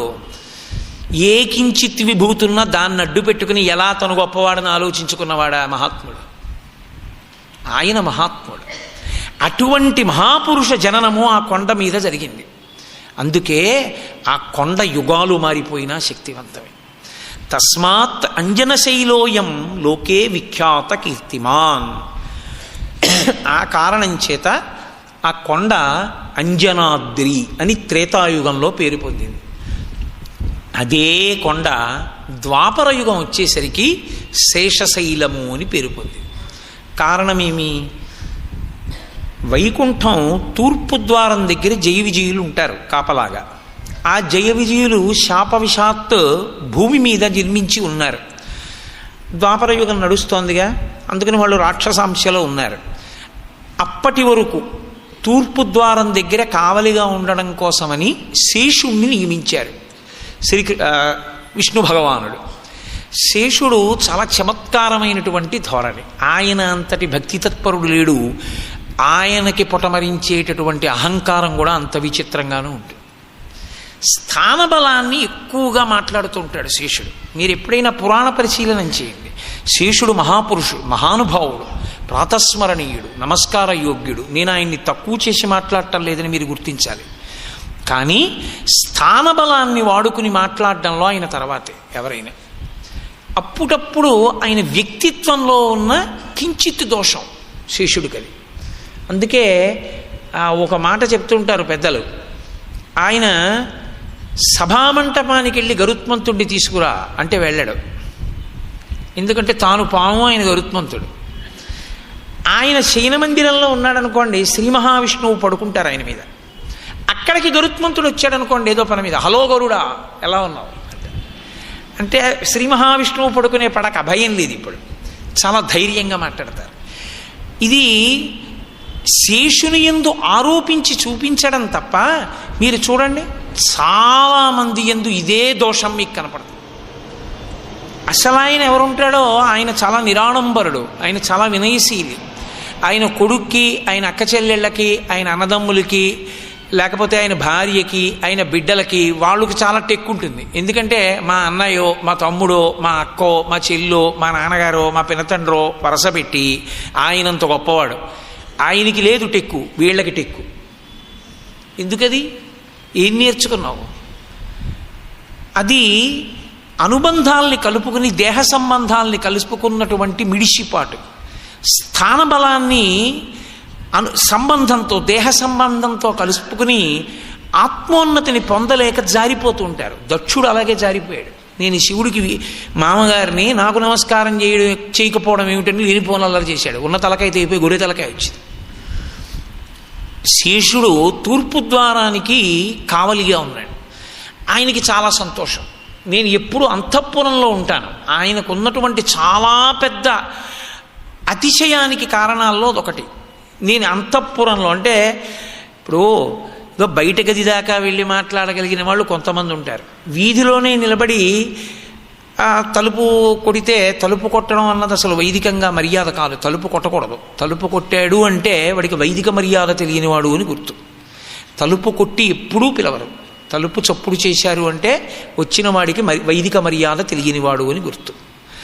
తలుపు చప్పుడు చెయ్యనే కూడదు. ఎప్పుడు మీరు ఇంటికి వచ్చారు, ఎవరింటికన్నా వెళ్ళారు అంటే, మీరు తలుపు కొట్టారనుకోండి, తలుపు కొడితే తలుపు తీయవలసి వస్తే ఒక స్థాయిలో ఉంచి మాట్లాడవచ్చు అని నిర్ణయం తప్పించి వారికి వైదిక మర్యాద తెలుసున్నవారు కారు అని గుర్తు. మరి అలా ఏం చేయాలండి అంటే పేరు పెట్టి పిలవాలంతే. ఎప్పటి వరకు? పిలిచి పలికే వరకు. పలకకపోతే వెళ్ళిపోవాలంతే. అదేంటండి అలా మాట్లాడతారేంటండి మీరు అంటారేమో. ఆయన ఏదో వ్యవహారంలో ఉన్నాడని గుర్తు. ఆయన పూజ చేసుకుంటున్నాడు. ఆయన మధ్యలో ఓయ్ అని అరవకూడదు కాబట్టి ఆయన పలకడం. వినపడినా పలకలేదు. 3 మాటలు పిలు, ఆయన పలకలేదు, మళ్ళీ రా, వెళ్ళిపో. అక్కడ ఎవరైనా ఉంటే చెప్పి వెళ్ళిపోద్ది. అంతే మర్యాద. అంతేగాని తలుపుని కొట్టకూడదు. ఎందుకు కొట్టకూడదు ఇప్పుడు చెప్పను. ఎందుకంటే ఇప్పుడు అవన్నీ చెప్తే ఉపన్యాసం ఎప్పుడు చెప్పను. అందుకని కనుక శేషుడు తూర్పు ద్వారం దగ్గర వాకిలి కాపలాదారుగా ఉండి పెద్ద స్వర్ణదండం ఒకటి చేతిలో పట్టుకున్నాడు నిగ్రహించడానికి. ముఖ్య ప్రాణుడు వచ్చాడు. మన వైపు ఆంధ్రదేశంలో ఈ మాట ఎక్కువగా వాడంగానే, మీరు కన్నడ దేశంలో దేవాలయాలకు వెడితే ముఖ్య ప్రాణ దేవాలయము అని రాసి ఉంటుంది తెలుగులో. ఈడు ముఖ్య ప్రాణుడేమిటి, ముఖ్య ప్రాణుడేమిటి అనుకుంటాం. ఉడిపి క్షేత్రానికి మీరు వెడితే ముఖ్య ప్రాణ దేవాలయము అని ఉంటుంది. ముఖ్య ప్రాణుడు అంటే వాయువు. వాయువే కదండి. వాయు ప్రాణ సుఖం వాయు అంటారు వాల్మీకి మహర్షి. నమస్తే వాయు త్వమేవ ప్రత్యక్షం బ్రహ్మాసి అని కదా శృతి. వాయువే పరబ్రహ్మము. అటువంటి వాయువు ముఖ్య ప్రాణుడు. ఆయన ఉంటే ఉన్నట్లు భవతి, ఆయన లేకపోతే వెళ్ళిపోయినట్టు. యావత్ పవనో నివసతి దేహే తావత్ పృచ్ఛతి కుశలంగేహే గతవతి వాయౌ దేహాపాయే భార్యా బిభ్యతి తస్మిన్ కాయే. కనుక వాయువు గబగబా వచ్చాడు. ఆయన ఏదో చాలా ముఖ్యమైన పని ఉంటేనే వస్తుంటాడు. వచ్చి ఆయన గబగబా లోపలికి వెళ్ళిపోతున్నాడు. వెళ్ళిపోతుంటే శేషుడు కర్రడ్డు పెట్టాడు. ఎక్కడికి వెడుతున్నావు అంటే ఆయన ఉద్దేశం ఏంటంటే, నన్ను అడిగి వెళ్ళొద్దా, నన్ను అడగాలి కదా. అడగకుండా వెళ్ళిపోతున్నాడంటే ఆయన ఎంత ముఖ్యమైన పని మీద వెళ్ళడానికి తగినటువంటి అధికారం ఉన్నవాడన్నది ఆలోచించలేదు. ఉత్తినే పెడతాడా, ఏదైనా ముఖ్యమైన పని ఉంటే మాత్రమే పెడతాడా అన్నది ఆలోచించలేదు. నన్ను అడగలేదు అనేటప్పటికీ అహంకారం ఎక్కడో పొటమరించిందని గుర్తు. నా అంతవాణ్ణి అన్నాడంటే ఏదో ఒక విభూతి అన్నమాట. ఆలోచించుకున్నాడు, నేను ఈ కారణం చేత గొప్పవాణ్ణి. కర్రడ్డు పెడితే ఆయన ఆగాడు. ఎందుకు అడ్డు పెట్టావని అడిగాడు. నా అనుమతి లేకుండా లోపలికి ఎలా ప్రవేశిస్తావు? నన్ను అడిగి లోపలికి వెళ్ళక్కర్లేదా? నేను చాలా ముఖ్యమైన పని మీద పెడుతున్నాను. శ్రీ మహావిష్ణువుతో మాట్లాడవలసిన పని ఉంది. నన్ను అడ్డు పెడతావేమిటి?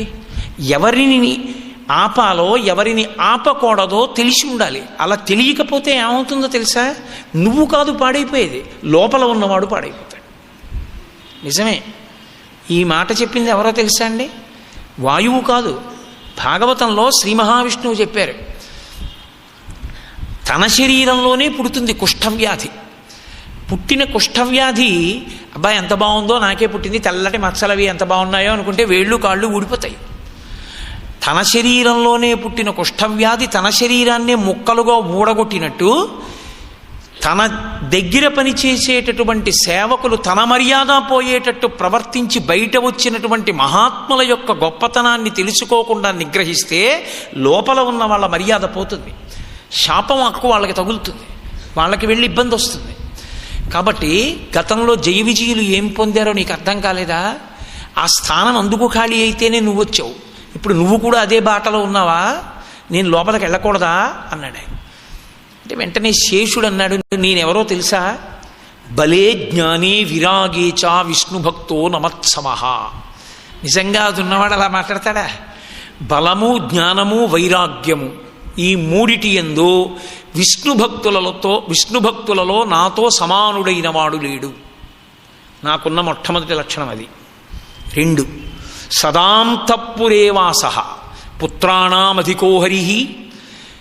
మిగిలిన వాళ్ళు బయట నిలబడతారు, మిగిలిన వాళ్ళు బయట మాట్లాడతారు, మిగిలిన వాళ్ళు సభామంటపంలో మాట్లాడతారు. నేను సాక్షాత్తు లక్ష్మీనారాయణులు నన్ను పాన్పు చేసుకుని పడుకుంటారు. అంటే నా అంతగా అంతఃపురం లోపల ఉండేవాడు ఎవరూ లేడు. అంటే అది రాజసంతో నువ్వు అలా ఆయనకి శయనంగా ఉన్నావా? దానికి ఒక చిన్న విశేషణం కలిపాడు. పుత్రాణామధికో హరిః. హరికి నేను పుత్రుడి కన్నా గొప్పవాడిని, అందుకే అంతఃపురంలో ఎప్పుడూ ఉంటుంటాను. అటువంటి నన్ను కాదని లోపలికి వెళ్ళగలవా అంటే ఏమి దాని ఉద్దేశ్యం? నీ మీద నేనేదైనా చెప్తే శ్రీ మహావిష్ణువుకి నీ తల తెగిపోతుంది ఏమనుకుంటున్నావు, అందుకని నన్ను మంచి చేసుకుని లోపలికి వెళ్ళాలి. వాయువు నవ్వన్నారు, ఇదెక్కడి ఉద్ధతి? వైరాగ్యం ఉన్నవాడు ఇలా మాట్లాడతాడా? పైగా బలే జ్ఞాని విరాగీచ విష్ణుభక్తో నమత్సమః అంటాడా అని ఆయన అన్నాడు. ఇంట్లో పెంపుడు పిల్లి ఉంటుంది, ఇంట్లో పెంపుడు పిల్లి యజమాని పడుకుంటే మంచం కింద పడుకుంటుంది. యజమాని భద్రగజం యజమాని ఇంటికి దూరంగా ఉన్న గజశాలలో ఉంటుంది. యజమానికే చెందిన భద్రగజం గజశాలలో బయట ఎక్కడో ఉందని, ఇంట్లో పెంపుడి పిల్లి యజమాని పడుకున్న పాన్పు కింద పడుకుందని దగ్గరగా ఉన్నంత మాత్రం చేత పిల్లి ఏనుగవుతుందా, ఏనుగు పిల్లి అవుతుందా? ఏమి నీ వెర్రి? సేవకుడు మహారాజు పడుకున్నప్పుడు పాదాల దగ్గర కూర్చుని హంసతూలికా తల్పం మీద కాళ్ళు ఒత్తుతుంటాడు. రాజు కడుపున పుట్టిన యువరాజు ఎక్కడో ఒక సామంతరాజు తిరగబడ్డాడని రాజు పంపిస్తే సామంతుణ్ణి నిగ్రహించి దూరంగా రాజ్యం చేస్తుంటాడు. ఆ సామంత రాజ్యాన్ని ఆయనే నిర్వహిస్తూ ఉంటాడు ముందు కంటకాన్ని తొలగించడానికి. దగ్గరగా ఉండి కాళ్ళు పడుతున్న సేవకుడి అభ్యున్నతిని రాజు కోరుతుంటాడా? దూరంగా ఉన్న యువరాజు యొక్క క్షేమాన్ని కోరుతుంటాడా? పిచ్చివాడా, దగ్గర దూరం బట్టి గౌరవం ఉండదురా. ఎంత దూరంలో ఉన్నాడన్న దాన్ని బట్టి కాదు, పరమేశ్వరుడి దృష్టిలో ఎంత గొప్పవాడన్న దాన్ని బట్టి ఉంటుంది. నువ్వు ఆయన దృష్టిలో ఎంత గొప్పవాడివని నువ్వు ఊహించుకోవడం కాదు, ఆయన నిన్నెలా ఊహిస్తున్నారన్నది నువ్వు ఎప్పుడన్నా విచారించుకున్నావా? ఎంత గొప్ప మాటలండి. వంట పడితే సిగ్గుపడవలసి ఉంటుంది. దేనికిరా మనం అహంకరించాలి? పరమేశ్వరుడు మనని పెద్ద చేసి చూడాలి కానీ, పరమేశ్వరుడు సంతోషించాలి కానీ, మనకి ఇది ఉందని అది ఉందని అహంకరించడానికి మనకేముందని మనం అహంకరించగలం? ఆయన అనుగ్రహం లేనినాడు ఏది మనం మాట్లాడగలం, ఏది మనం చెప్పగలం? కాబట్టి ఆయనదిరా అనుగ్రహం అంటే అని అణిగిమణిగి పడున్నవాడెవడో వాడు ధన్యుడు. అందుకే ఈ మాటలు శేషుడంటే, ఈ మాటలు వాయువు అంటే శేషుడికి నచ్చలేదు. ఎక్కడ లేని కోపం వచ్చింది, ఉద్ధతితో పెద్దగా అరుస్తున్నాడు. ఓహో, జోక్యం చేసుకోవలసిన సమయం ఆసన్నమైంది. లక్ష్మీదేవితో కలిసి శ్రీమన్నారాయణుడు వెలుపలికి వచ్చాడు. ఏమిటయా అలా అరుచుకుంటున్నారు అన్నాడు సర్వజ్ఞుడు. ఆయనకు అన్నీ తెలుసు. కానీ స్థితికార లక్షణమునందు ఒక తమాషా ఉంటుంది. స్థితికారుడు అంటే పరిపాలకుడు. పరిపాలకునకు చమత్కారం ఉండాలి. అన్ని వేళలా పరిపాలన అంటే పుస్తకంలో ఏం రాసిందో అలా పరిపాలించిన వాడు పరిపాలకుడు కాడు. మాకు ఒక గొప్ప అధికారి ఉండేవారు, హనుమంతరావు గారని. ఆయన ఒకసారి మాట్లాడుతూ ఓ గొప్ప మాట అన్నారు. నేను పొంగిపోయిన ఆ మాటకి. Break the rule and justify it, I'm here to ratify it అన్నాడు. ఎంత గొప్ప మాట. మీరు ఏదైనా పని చేయవలసి వస్తే రూల్ అడ్డు తగిలింది అని సంస్థకి నష్టం చేయకండి. రూల్ని అతిక్రమించి కూడా సంస్థకి మీరు ప్రయోజనం చెయ్యగలిగితే, రూల్ని అతిక్రమించి మీరు ఆ పని చేసి సంస్థకి లాభం చేసి ఇందువల్ల అతిక్రమించానని కాగితం మీద రాసి పంపండి. మీరు చేసిన పనిని ధృవీకరించడానికి నేనున్నానన్నారు ఆయన. ఆయన అధికారి అంటే అది. Managers are born, managers are not made. అందుకని కదా ప్రొఫెసర్ లావెటర్ అంటాడు. కాబట్టి మహానుభావుడు ఎప్పుడెప్పుడు ఎక్కడెక్కడ ఎలా వ్యవహారం చక్కపెట్టాలో చాలా తమాషాగా చక్కపెడతాడు. కొడుకు రిజర్వేషన్ చేయించుకోరా, రిజర్వేషన్ చేయించుకోరా, రిజర్వేషన్ చేయించుకురారా, రిజర్వేషన్ లేకుండా రాకురా అని తండ్రి తల కొట్టుకున్నాడు అనుకోండి, కొడుకు వినకుండా అలాగే నాన్నగారండి తత్కాల్లో చేయించుకుంటాను నాన్నగారండి అంటే పోన్లే ప్రారంభం. ఏరా తత్కాలు చేయించుకున్నావా, నాన్నగారండి నిద్ర పట్టిందండి 8:15కి లేచి పెట్టాను అయిపోయిందండి తత్కాలు, ఇట్టే అయిపోతుందండి రైల్వే వాళ్ళ తప్పు అన్నట్టు చెప్తాడు. నాన్నగారండి అయినా రాత్రి 11 గంటల బస్సుకి దొరికింది వచ్చేస్తాను కాకినాడ అందులోనండి అంటాడు. అప్పుడు తండ్రి ఏమనకూడదు, అలాగే రా.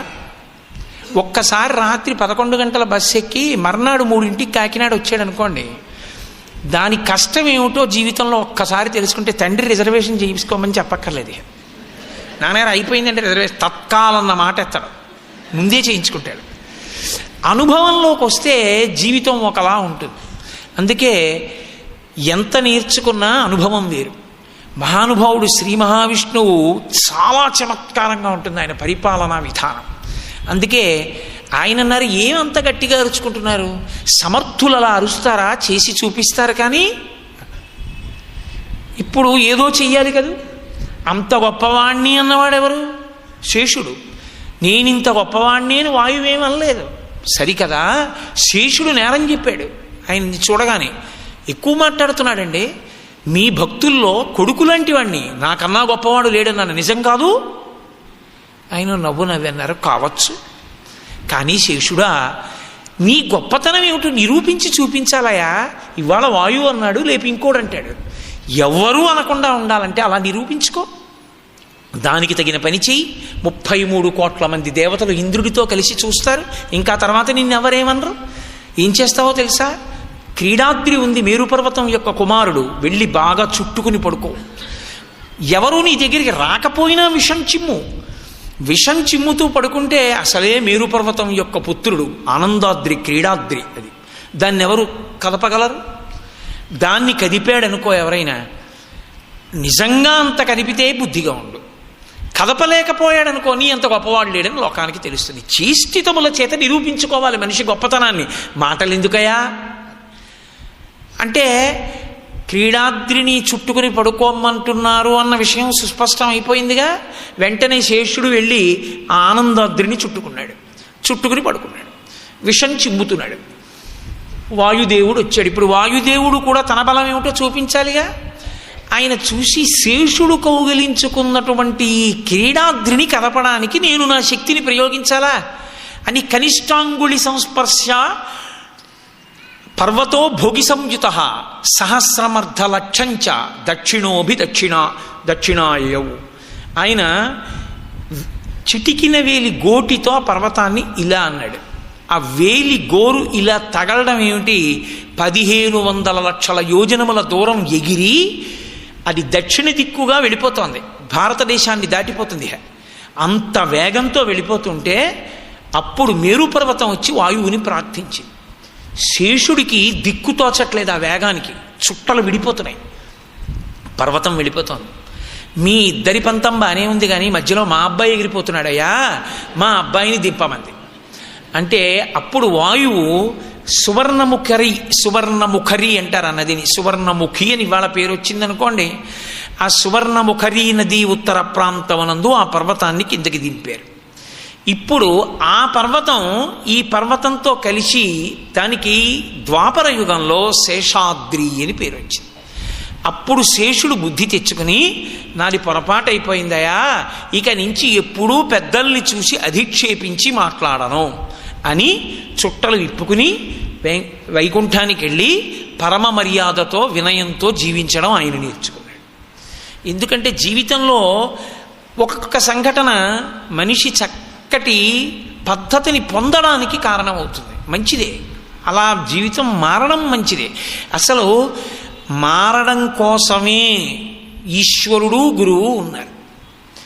గతంలో నేను చేసే చాలా తప్పులు చేసిన వాడినండి అంటే చీచీ చీచీ చీచీ అన్నాడు అనుకోండి, గురువుగారు అక్కర్లేదు లోకానికి. గురువు ఎందుకు? గతంలో తప్పులు చేసి ఇప్పుడు మారదామనుకున్న వాడికి అవకాశం ఇవ్వడానికే గురువు ఉన్నాడు. గతంలో ఎన్నో పాపాలు చేశాను ఇప్పుడు మారదామనుకుంటున్నానన్న వాడిని క్షమించడానికి ఈశ్వరుడు ఉన్నాడు. అబ్బెబ్బే అలా ఏం కుదరదండి అంటే ఇంక ఈశ్వరుడు ఎందుకు? చేసిన పాపమే అనుభవిస్తే దరిద్రం వదిలిపోయాయి. కాబట్టి ఈశ్వరుడు గురువు ఉన్నది ఎందుకు అంటే కల్మషాల్ని కడగడానికే. కల్మషం అన్నది లేదనుకోండి, ఈ 2 స్థానాలు ఖాళీ.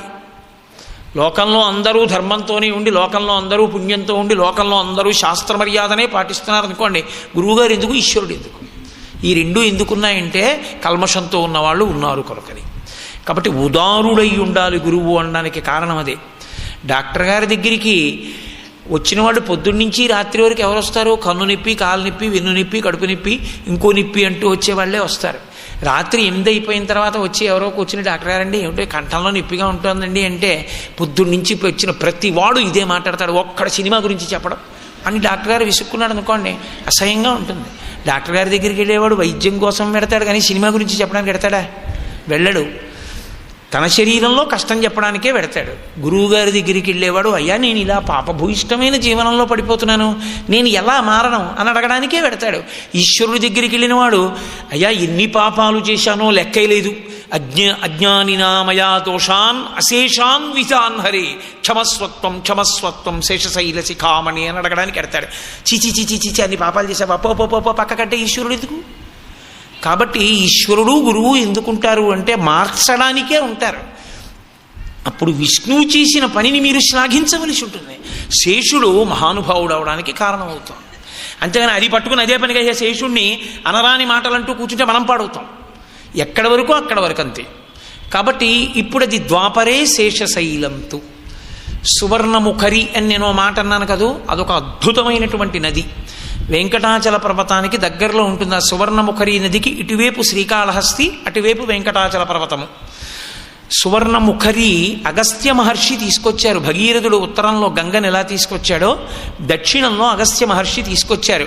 పార్వతీ కళ్యాణం జరుగుతున్నప్పుడు భూమి అంతా వంగిపోతే పరమేశ్వరుడు అగస్త్య మహర్షిని ఒక్కరిని దక్షిణ దిక్కుకెడితే భూచక్రము నిలబడుతుందని పంపించారు. అప్పుడు ఆయన వచ్చి శ్రీకాళహస్తి దగ్గర ఉన్నటువంటి ఒక పర్వత శిఖరం మీద కూర్చుని తపస్సు చేశారు. అగస్త్య శిఖరము అంటారు దాన్ని. అప్పుడు అశరీరవాణి పలికింది, ఇక్కడ అన్నీ ఉన్నాయి కానీ జీవనది లేదు, నీ తపశ్శక్తితో ఒక జీవనదిని తెమ్మంది. జీవనదిని ఇవ్వాలి అంటే బ్రహ్మగారిది అధికారం. కాబట్టి ఆయన తపస్సు చేశారు. తపస్సు చేస్తే బ్రహ్మగారు ప్రత్యక్షమై గంగ యొక్క ఒక అంశని విడిచిపెడుతున్నారు. అంశ ప్రవహిస్తుంది నీ వెంట, కాబట్టి నువ్వు ముందు నడు, నీ వెనక నది వస్తుందన్నారు. అప్పుడు అగస్త్య మహర్షి నడిచినటువంటి మార్గంలో దిక్కులను ప్రకాశింపచేస్తూ వెళ్ళినటువంటి ప్రవాహం గనక సువర్ణముఖరి అని పేరు. సువర్ణముఖరి అన్న పేరు ఈ భూమండలంలో మీరు ఎక్కడైనా నించుని ఒకసారి స్మరించినా, సువర్ణముఖరి కానీ వెంకటాచలం కానీ ఎటున్నాయో అటు తిరిగి నమస్కారం చేసినా ఉత్తర క్షణంలో మీ పనికి ప్రతిబంధకముగా నిలబడిన పాపము దహింపబడుతుంది. అంత శక్తివంతము సువర్ణముఖరి. స్మరిస్తే చాలు, అంత శక్తివంతం ఆ నది. అటువంటి నది ఇవాళ అక్కర్లేనివన్నీ చేసేసి అటువంటి నదీ ప్రవాహాలన్నింటినీ కూడా మనం పాడు చేసేసుకున్నాం. సువర్ణముఖరి ఒక్కొక్కసారి శ్రీకాళహస్తి వెళ్ళి ఆ నదీ ప్రవాహం వంక చూస్తే బాధే కలుగుతుంది, చుక్క నీరే ఉండదు. ఆఖరికి ఆ నదిలోంచి వాహనాలు వెళ్ళడానికి దారి కూడా ఏర్పడిపోయింది ఈ మధ్య. కనుక ఆ పర్వతం ద్వాపర యుగంలో శేషశైలము అని పిలవబడింది. కృతే వృషాద్రిం వక్ష్యంతి త్రేతాయాం అంజనాచలం ద్వాపరే శేషశైలంతు కలౌ శ్రీవేంకటాచలం. కలియుగంలో దానికి వెంకటాచలము అని పేరు. కలియుగంలో దాన్ని వెంకటాచలము అని పిలవడానికి ఒక ప్రత్యేకమైనటువంటి ఆఖ్యానాన్ని ఒకదాన్ని చెప్తారు. ఎప్పుడైనా మీరు కొంచెం జాగ్రత్తగా పరిశీలించండి. పురాణాంతర్గతముగా ఒక ఆఖ్యానం ఇచ్చినప్పుడు పాడైపోయినవాడు అన్నవాడు ఎవరి చరిత్ర అయినా చెప్తే ఎవరి చరిత్ర చెప్తారంటే ఒక బ్రాహ్మణుడి చరిత్రే చెప్తారు తప్ప ఇంకెవ్వరి గురించి చెప్పరు. ఎందుకు చెప్పరో తెలుసా అండి? ఏమంటే ఎప్పుడు వాళ్ళ గురించి చెప్తారు ఏంటంటే ఆ బ్రాహ్మణుడు పాడైపోయాడు, ఈ బ్రాహ్మణుడు పాడైపోయాడు, ఇంకో బ్రాహ్మణుడు పాడైపోయాడు, ఏదో ఆ కాశీపట్నంలో ఒక బ్రాహ్మణుడు ఉండేవాడు, లేకపోతే ఉజ్జయిని నగరమనందు బ్రాహ్మణుడు ఉండేవాడు, వాళ్ళే దొరికారా? ఇంకెవరు ఉండరా? ఆయన గురించే మాట్లాడతారు ఎందుకండి అనుకుంటారేమో. బ్రాహ్మణోస్య ముఖమాసీత్, బ్రాహ్మణుడు పరమ పవిత్రమైనటువంటి జీవితాన్ని, పరమ తృప్తితో కూడినటువంటి జీవనాన్ని గడపాలి. శాస్త్రీయమైనటువంటి జీవితాన్ని నిరంతరము గడపడానికి ఉద్యుక్తుడై ఉండాలి. శరీరము ఖేదపడినా కూడా లోకమునకు శాస్త్రాన్ని ప్రబోధం చెయ్యడానికే బ్రాహ్మణ జన్మ పనికి రావాలి. కేవలము భోగం అనుభవించడానికి వచ్చినటువంటి బ్రాహ్మణ జన్మ కన్నా తుచ్చమైన జన్మ ఇంకొకటి ఏ జన్మ లేదు. నేను కాదు, శాస్త్రం నిర్ధారించింది. కేవలము భోగం తప్ప, అసలు శాస్త్ర స్పర్శ లేకుండా, ఈశ్వర సేవ లేకుండా, ఒక గ్రంథ పఠనం లేకుండా, ఒక్కనాడు సంధ్యావందనం లేకుండా అటువంటి జీవనం గడుపుతాడే వాడు అత్యంత నీచమైనటువంటి వ్యక్తిగా పరిగణింపబడతాడు శాస్త్రంలో. అందుకే ఎప్పుడెప్పుడు పతనము జరిగినా ఆయన వలననే మిగిలిన వాళ్ళు పాడైపోతారు. ఎందుకంటే శాస్త్రం చెప్పవలసిన వాడు వాణ్ణి అనుసరిస్తుంది సమాజం. వాడు విశ్వాసముతో నిలబడితే అందరూ అనుగమిస్తారు. అసలు విశ్వాసముతో ఆయనే నిలబడకపోతే ఆయనకే లేదు మనకెందుకురా అంటారు. సమాజం పాడైపోతుంది. అందుకే పతనం చెప్తే బ్రాహ్మణ పతనమే చెప్తారు. ఇక్కడ కూడా ఈ ఆఖ్యానంలో కూడా పతనమైన ఒక బ్రాహ్మణ చరిత్రే చెప్తారు. పురాపురంధరో నామ సోమయాజీ దృఢవ్రత. పూర్వం శ్రీకాళహస్తి నగరంలో పురంధరుడు అనబడేటటువంటి సోమయాజీ ఉండేవాడు. సోమయాజీ అంటే యజ్ఞము చేసి అవబృధ స్నానము చేస్తారు. అలా స్నానం దంపతులు కూర్చొని చేస్తారు. మీరు ఎప్పుడైనా చూశారో లేదో నాకు తెలియదు. అలా చేశారో లేదో, చేసి తీరాలి.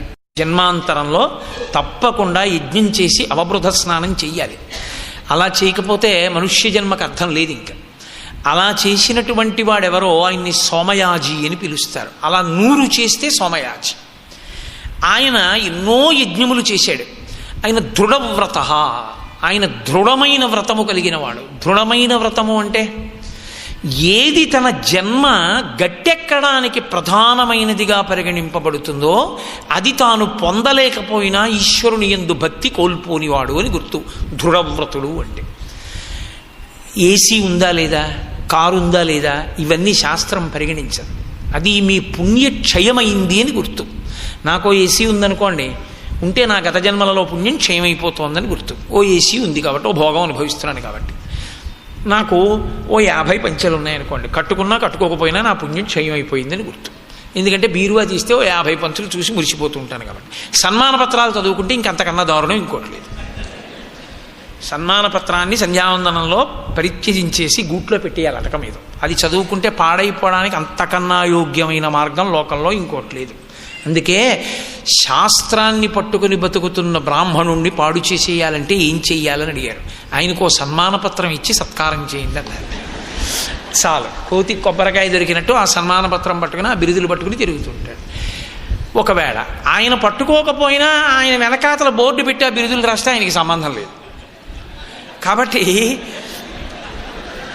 ఏ కారణం చేత చెప్తున్నానంటే దృఢవ్రత. మీకు ఏమున్నాయి అన్న దాని గురించి శాస్త్రానికి పట్టింపు ఉండదు, కానీ కొన్ని ఉండాలి అని శాస్త్రం చెప్తుంది.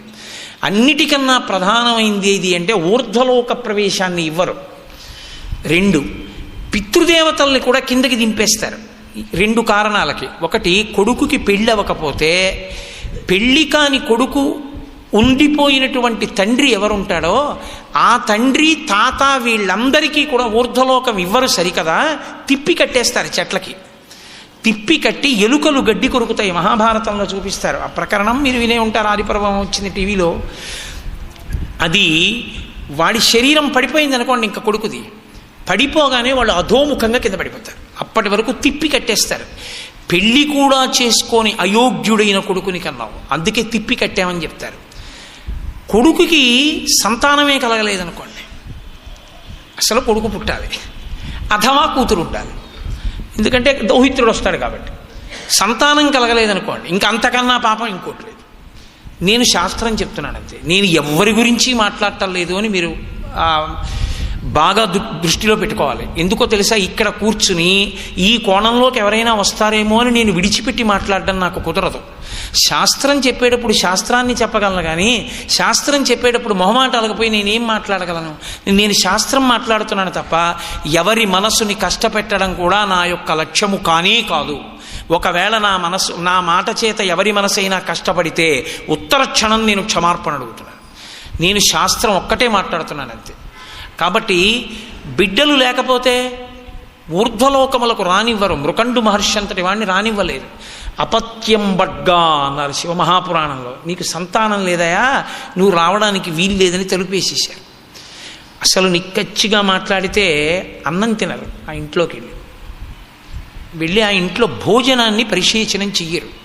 ఎందుకంటే పెద్ద దోషం ఉంది ఇంట్లో అని గుర్తు. అపత్య దోషం నడిచింది అని నేను కనీసంలో దత్తత, అందుకని తండ్రిని పెంచుకోవడానికి. అందుకే మళ్ళీ 8 రకాల సంతానాన్ని శాస్త్రం సూచిస్తుంది. కనుక కొడుకు పుట్టాలి అథవా కూతురు పుట్టాలి.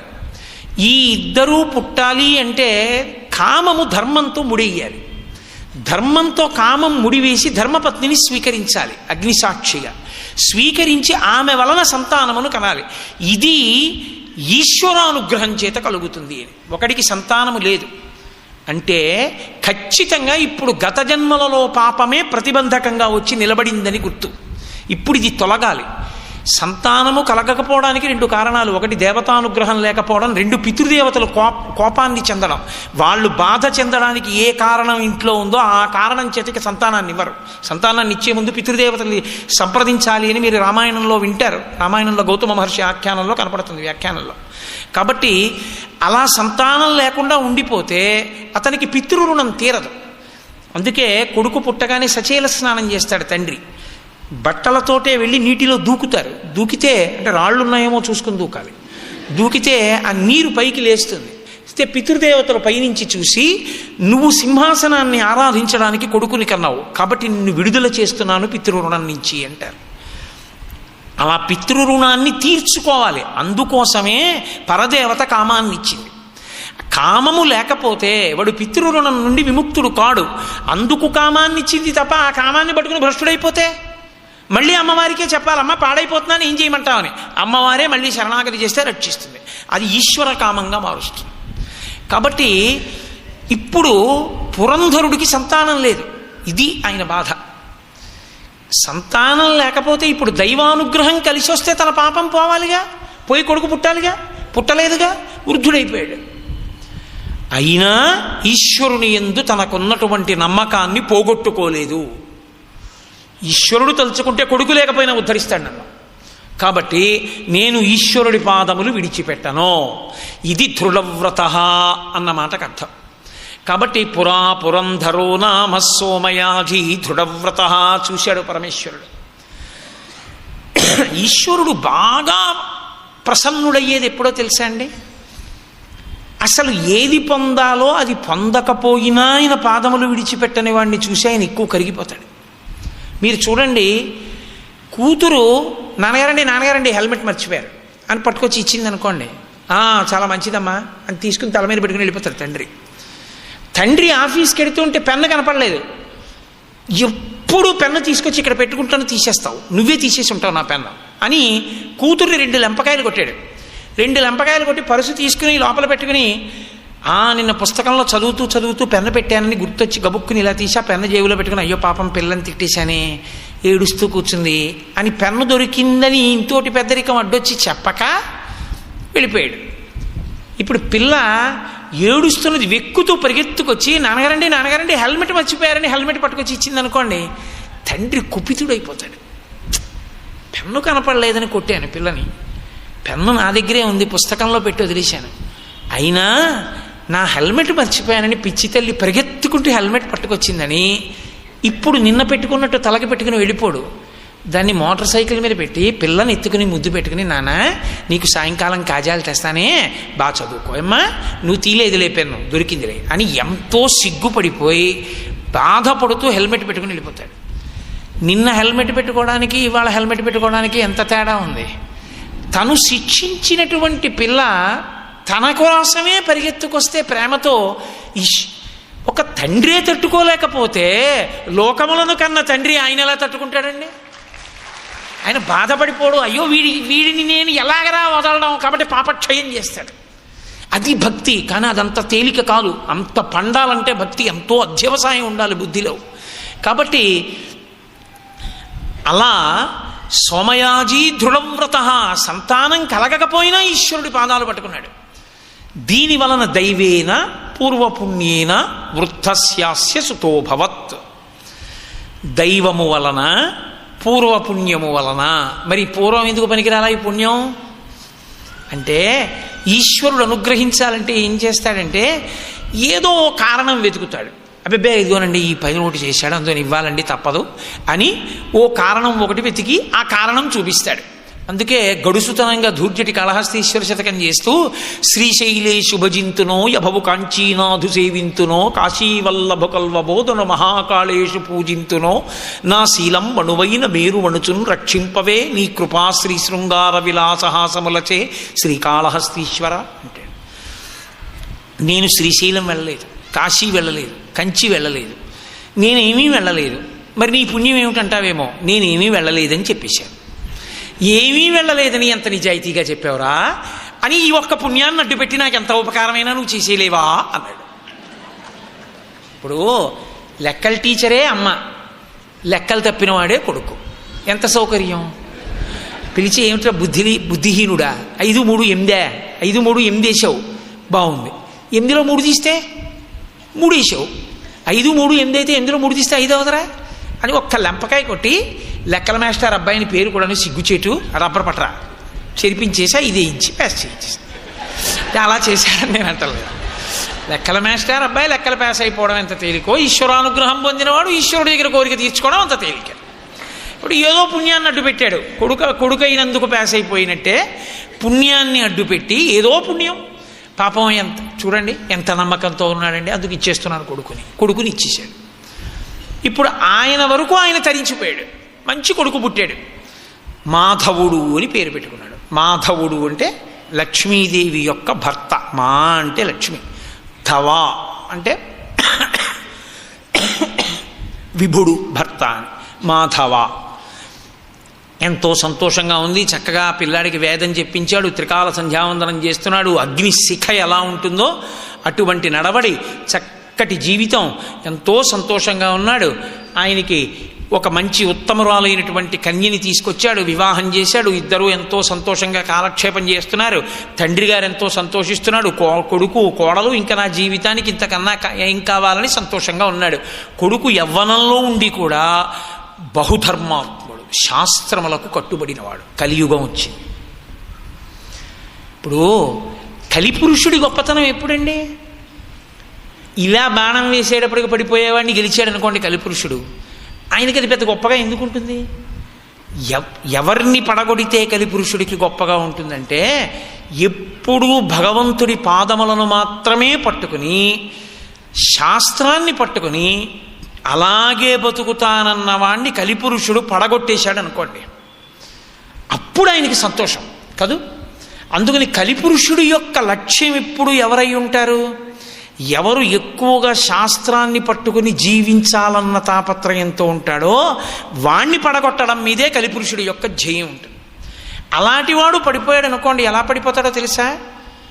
ఇక మామూలుగా పడడం. ఎందుకంటే 2వ మెట్టు మీద ఉన్నవాడు పడిపోయాడు అనుకోండి, మహా అయితే కాళ్ళు ఎప్పెడుతుంది. 100వ మెట్టు మీద ఉన్నవాడు పడిపోయాడు అనుకోండి, 1వ మెట్టు దాకా దొల్లుకుంటూ వచ్చేస్తే ఖచ్చితంగా కాళ్ళు చేతులు విరిగిపోతాయి. ఎంత పైనున్నాడో జారితే అంత ప్రమాదం, ఎంత కింద ఉన్నాడో వాడు జారినా మళ్ళీ ఎక్కగలడు.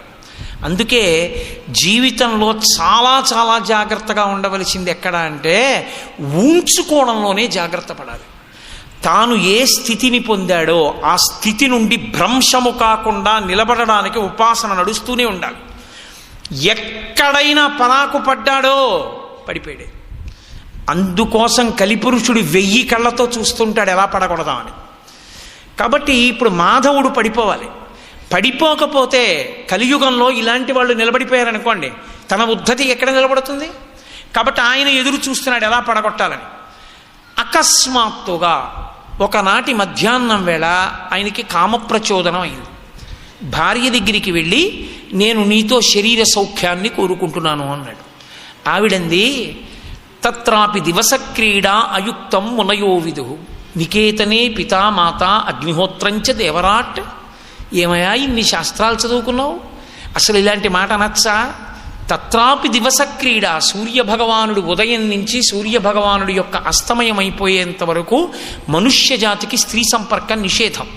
ఉగ్రమైనటువంటి లక్షణములున్న పిల్లలు పుడతారు. అది పశుభోగం. సూర్యాస్తమయం తర్వాతనే భోగకాలం. కాబట్టి నువ్వు అడగచ్చా మధ్యాహ్నం వేళ ఇటువంటి మాటలు? తప్పు కదా. పైగా నికేతనే పితామాత, ఇంట్లో దేవతాస్వరూపాలు అమ్మా నాన్నగారు ఉన్నారు, అత్తగారు మామగారు, అగ్నిహోత్రంచ, అగ్నిహోత్రుడున్నాడు, దేవరాట్ ఈశ్వరుడున్నాడు. నాలాంటి వాడికైతే అలా అనుకోను. పూజామందిరంలో ఉన్నటువంటి ఈశ్వరుడు నేను అగరత్తులు తిప్పడానికి ఈశ్వరుడు. ఈశ్వరుడు ఉన్నాడు అన్నది నిజమైతే ఈశ్వరుడున్నాడన్న భావన కూడా అంత సత్యంగానూ ఉండాలి. ఒకప్పుడు కాకినాడ పట్టణంలో నాకు బాగా సన్నిహితుడైన వ్యక్తి, నేను అలా పెడుతుంటే కనపడి, ఏం లేదు గురువుగారు, నన్ను బావగారు అని కూడా అంటుంటాడు అప్పుడప్పుడు, మంచి సఖ్యం ఉన్నవాడు. బట్టలు కొంటున్నాను పండక్కి రండి అన్నాడు. నేను వెళ్ళాను అలా బట్టల కొట్లో. ఆయన ఓ పంచెల చాపు చీర కొన్నాడు. నేను తెల్లబోయాను. ఈ పంచెల చాపు చీర ఎవరికి అన్నాడు. ఇంట్లో ఈశ్వరుడు ఉన్నాడు, అమ్మ ఉంది కదండి, పార్వతీ పరమేశ్వరులకు ముందు పెద్దవాళ్ళు కదా, వాళ్ళకి బట్టలు కొని నేను కొనుక్కుంటానన్నాడు. నేను తెల్లబోయాను. నేను ఎప్పుడు అలా కొనలేదు. నేను యథార్థంగా చెప్తున్నాను. నేను పండగకి అని పార్వతీ పరమేశ్వరులకు బట్టలు కొని తర్వాత నాకు బట్టలు కొనుక్కున్నది లేదు. ఆ తర్వాత నుంచే నేను అలా కొనుక్కోవడం నేర్చుకున్నాను. అంటే అతనికి ఉన్నాడు, పార్వతీ పరమేశ్వరులు ఇంట్లో ఉన్నారని నమ్మాడు. ఎవరు నమ్మాడో వాడికి ఉన్నాడు. ఎవడికి అది కాశీ నుంచి తెచ్చుకున్న విగ్రహమో వాడికి అది విగ్రహమే, అది ఈశ్వరుడు కాడు. పండక్కి కూడా ఇంట్లో పార్వతీ పరమేశ్వరులు ఉండిపోయారనుకున్నాడే, వాడికి నిజంగా దేవుడు ఉన్నాడు. అగ్నిహోత్రంచ దేవరాట్, పరమేశ్వరుడు ఉన్నాడయా. పూజామందిరంలో సింహాసనాన్ని అర్చన చేస్తున్నావు రోజును, ఈశ్వరుడున్నాడు, అగ్నిహోత్రం ఉంది, తల్లిదండ్రులు ఉన్నారు. ఇంతమంది ఉండగా పగటి వేళ భార్యతో సంగమ సుఖమా? అడగడానికి సిగ్గులేదు, తప్పు కదూ, శాస్త్రవిరుద్ధం కదూ, ఇలా ఎలా అడుగుతున్నావు? ఆయన అన్నాడు, ఈ శాస్త్రం నీకన్నా ఎక్కువ నేను చదువుకున్నాను. నాకు నీ పొందు సుఖం కావాలనిపించింది. మంకుతనం, కోపం శేషేన పురయేత్. పాడైపోయేవాడి మొట్టమొదటి లక్షణం ఏమిటంటే కోపంతో శేషాన్ని పూరించడం. కాబట్టి నీవు నా కోరిక తీర్చవలసినదే. ఆవిడంది మహాపాపకార్యం. కాబట్టి ఒక పని చేస్తాను, నేను నీళ్లు తేవాలన్న వంకతో నదీ తీరానికి వెడతాను. నాకన్నా ముందే మీరు దర్భలు తేవాలి అన్న మిషతో మీరు వెళ్ళండి. మీకు కలిగినటువంటి సంకల్పాన్ని అక్కడ నెరవేర్చుకుందురు కానీ. సరే, ఆయన ముందు వెళ్ళిపోయి ఒక చెట్ల గుబురు ఎందు నించున్నాడు. ఈ తల్లి బిందె పట్టుకుని వస్తోంది. అకస్మాత్తుగా ఈయన దృష్టి ఒకసారి కలిపురుషుడి యొక్క ఉద్ధతితో కూడిన దృష్టి ప్రసారం జరగాలే కానీ ఎక్కడ నుంచి ఎక్కడికి పడిపోతాడో మీరు చెప్పలేరు. ఇక నాచుతో కూడిన పైమెట్టు మీద కాలేసి జారిపోయిన వాడు నేను 57వ మెట్టు మీద ఆగుతానంటే ఇక తన చేతిలో లేదు. ఎంత కిందో అక్కడ వరకు పడిపోవలసిందే. అందుకే నమస్కారం చేసేటప్పుడు ప్రణిపాతము అని పడతారు. ప్రణిపాతము అంటే నేల మీద స్వర్ణదండం పడిపోయినట్టుగా పడిపోతారు. ఎందుకు పడిపోతారో తెలుసా? నిలబడిన వారు మీరు. ఎంత కింద పడాలో, ఇంకా కింద పడ్డానికి ఇంకొక అవకాశం లేదో అంత కింద పడిపోయిన వాడిని నేను నిజాయితీగా ఒప్పుకుని పడిపోయాను. నిలబడిన వారు మీరు కాబట్టి పైకెత్తవలసిన కర్తవ్యం మీది. ఎవడు నిలబడి ఆ నమస్కారం పుచ్చుకున్నాడో వాడు ఓంగి భుజములు పట్టుకుని పైకెత్తాలి. అంటే నిన్ను ఎత్తే పూచి నాది అని పైకెత్తుకోవాలి. అందుకే ఎవడు నమస్కారం చేశాడో వాడు ధన్యుడు, ఎవడు పుచ్చుకున్నాడో వాడికి కర్తవ్యం ఉంటుంది. వాడు ఈశ్వరుణ్ణి ప్రార్థించాలి, ఈయన్ని అనుగ్రహించండి అని. కాబట్టి ఇప్పుడు ఒకసారి పడిపోవడం మొదలైపోయింది. కలిపురుషుని యొక్క ఉద్ధతి, అందులో కలియుగం అలా ఇలా ఉంటుందా? ఇహ అతని దృష్టి అకస్మాత్తుగా కామాతురాణం నభయం నలజ్జ, దూరంగా ఓ చెట్టు కింద తెల్లటి చీర కట్టుకుని నల్లటి బొగ్గులో ఉన్నటువంటి ఒక స్త్రీ మీదకి వెళ్ళింది. ఆమె చెట్టుకి ఒక కాలు తాటించి ఒక కాలుతో నేల మీద గీస్తోంది. ఆయన దృష్టి ఆవిడ మీదకి వెళ్ళడం చేత ఏమో అన్నాను కానీ నిజమే నువ్వు చెప్పింది, దోషభూయిష్టం కదూ పగటి వేళ, తప్పు, ఇంటికి వెళ్ళిపోన్నాడు. ఆమె దూరంగా ఇంటికి వెళ్ళిపోయింది అన్న విషయాన్ని నిర్ధారించుకుని ఈమె దగ్గరికి వెళ్ళాడు. ఈమె హడిలిపోయింది. అది విచిత్రం, అది కలియుగం అంటే. హడిలిపోయి కుంతల, కుంతల అంటే తల్లిదండ్రులు పెట్టిన పేరు కాదు అని రాశారు పురాణంలో. ఆమె ముంగురులు నుదుటి మీద పడతాయి కాబట్టి ఆమెకి కుంతల అని పేరు. ఆమె అంది, ఏమయ్యా బ్రాహ్మణుడివి అంత తమకంతో చూస్తున్నావు, నీకు కాని నా ఎందు కామ ప్రచోదనం కలిగిందా? నేనెవరో తెలుసా? అత్యంత నీచాతి నీచమైన జీవితాన్ని గడుపుతాను. ఈ కాళ్ళు కాయలు కాసాయి. ఏ కారణానికో తెలుసా? ఎప్పుడూ జారగృహానికి తిరుగుతూ ఉంటాను. ఈ చేతులతో ఎన్ని ఆవులు చంపేశానో తెలుసా? కత్తి పట్టి ఎన్ని గోవులో వధించాను. గోవుల తోలు తీసి మాంసాన్ని వండుకుని తిన్నాను. నిరంతర సురాపానం చేస్తాను. దాని చేత నా కడుపు నిండా గోమాంసము కళ్ళుతో నిండిపోయి ఈ సప్తధాతువులు ఏర్పడ్డాయి. నీవు అత్యంత పవిత్రమైన వైదిక సంస్కారములు పొందినవాడివి. చౌలము నుండి, అన్నప్రాశన నుండి, నామకరణము నుండి, ఉపనయనము నుండి, వేదాభ్యాసము నుండి అన్ని సంస్కారములు పొంది వివాహమైన వాడివి. ధర్మపత్ని యందు మనసు ఉండవలసిన వాడివి. బ్రాహ్మణుడివి. సమాజానికి మార్గదర్శకంగా నిలబడవలసిన వాడివి. చదువుకున్న శాస్త్రాన్ని అమలు చేయవలసిన వాడివి. నువ్వు ఇంత నీచమైన పనికి ఒడిగెడతావా? నీకు సిగ్గుగా లేదు? పైగా పరస్త్రీ సంగదోషేణ బహవో మరణంగతాహ. గతంలో పరస్త్రీలను కాంక్షించినటువంటి వాళ్ళు ఎందరో మృత్యువునకు వశమయ్యారు. నీవు కూడా ఆ దారిలో వెడదామనుకున్నావా? ఏమి, తొలగిపో అన్నాడు. ఆయన అన్నాడు, పిచ్చిదానా, నీకంతే తెలుసు. నేను ఒక మాట చెప్తాను విను. లవణోదకేన జాతాని నా రత్నాని వివిధాని చ. ఉప్పు సముద్రపు నీళ్లలో రత్నాలు పుడతాయి. ఉప్పు సముద్రపు నీళ్లలో పుట్టాయని దొరికిన రత్నాన్ని వీధిలో పారేస్తారా? ఉప్పు సముద్రంలో పుట్టిన రత్నం రత్నమే. అందుకే పోతన గారు మాట అంటారు, జ్ఞాన కలునిలోని శారదయువోలే. తెలియనివాడు కానీ పాడైపోయాడు అనుకోండి, మీరు మాట్లాడి చెప్పచ్చు. తెలుసున్నవాడు అన్ని శాస్త్రములు చదువుకుని విశేష ప్రజ్ఞ ఉన్నవాడు కానీ పాడయ్యాడా, వాడంత ప్రమాదకరమైన వ్యక్తి సమాజంలో వేరొకడు ఉండడు. ఎందుకని అంటే మీరు వాడికి నచ్చ చెప్పలేరు. వాడు శాస్త్రాన్ని తిప్పేస్తాడు ఎలా కావాలంటే అలా. వాడికి సరస్వతీ కటాక్షం ఉంది. వాడు ఎలా పాడయ్యాడో పాడైందే ఖచ్చితమని సమర్థిస్తాడు. శారద కలునిలోకి ప్రవేశించిందా, అత్యంత ప్రమాదకరం. అందుకే శంకరాచార్యులు వారు అవతార పరిసమాప్తి చేస్తూ చెప్తారు, ఎప్పుడూ గుర్తుపెట్టుకోవలసింది ఏమిటో తెలుసా? వేదో నిత్యమధీయతాం తదుదితం కర్మస్వనుష్ఠీయతాం అంటూ ఆయన ఒక మాట చెప్తారు. ఎప్పుడూ కూడా దుస్తర్కస్తు విరంయతాం. నీకు మాట్లాడగలిగిన శక్తి ఉంది కదా అని శాస్త్రమునకు వ్యతిరేకమైన మాటని సమర్థిస్తూ మాట్లాడే ప్రయత్నము చెయ్యవద్దు. శాస్త్రమును మాత్రమే సమర్థించి మాట్లాడు అని చెప్తారు. కాబట్టి ఇప్పుడు శాస్త్రాన్ని తిప్పి మాట్లాడడం మొదలుపెట్టాడు. ఉప్పు సముద్రంలో దొరికితే రత్నం రత్నం కాదా? నువ్వు ఎక్కడ పుడితే ఎవరికి కావాలి, ఎలా పెరిగితే ఎవరికి కావాలి, ఇటువంటి దానివైతే ఎవరికి కావాలి? నువ్వు రత్నానివి నా దృష్టిలో. కాబట్టి నీకన్నా గొప్పది నాకెక్కడ దొరుకుతుంది? కాబట్టి నీ పొందుతానన్నాడు. ఆవిడంది, ఇప్పటికైనా మారతాడేమోనని త్వజయజ్ఞోపవీతంతే ముండయిత్వా శిరస్థ అబ్రాహ్మణ్యముపాగమ్య భక్షగోమాంసముత్తమం. ఏమయ్యా ఒక పని చెయ్యి, చౌలము అని ఒక సంస్కారం చేస్తారు. చౌలము అన్న సంస్కారం చేసినప్పుడు ఉపనయనం చేయరప్పటికి. ఇంకా ఉపనయనానికి ముందు చౌల సంస్కారం. అసలు ఉపనయనమే లేదనుకోండి. ఇప్పుడు ఉపనయనం చెయ్యవలసిన కుటుంబాల్లోనే రేపు పెళ్ళంటే ఇవాళ ఉపనయనం. అదో భ్రష్ట ఉపనయనం. నేను కుండ బద్దలు కొట్టినట్టు చెప్తుంటాను కాకినాడలో. నన్ను పిలవకండి దరిద్ర ఉపనయనాలకి, నాకు అసహ్యం అని చెప్తుంటాను. పెళ్లికి ముందు ఉపనయనం ఏమిటి? ఆ తల్లిదండ్రులకి ఏ పాపం ఖాతాలో వేస్తారని శాస్త్రం చెప్పిందో తెలుసా అండి?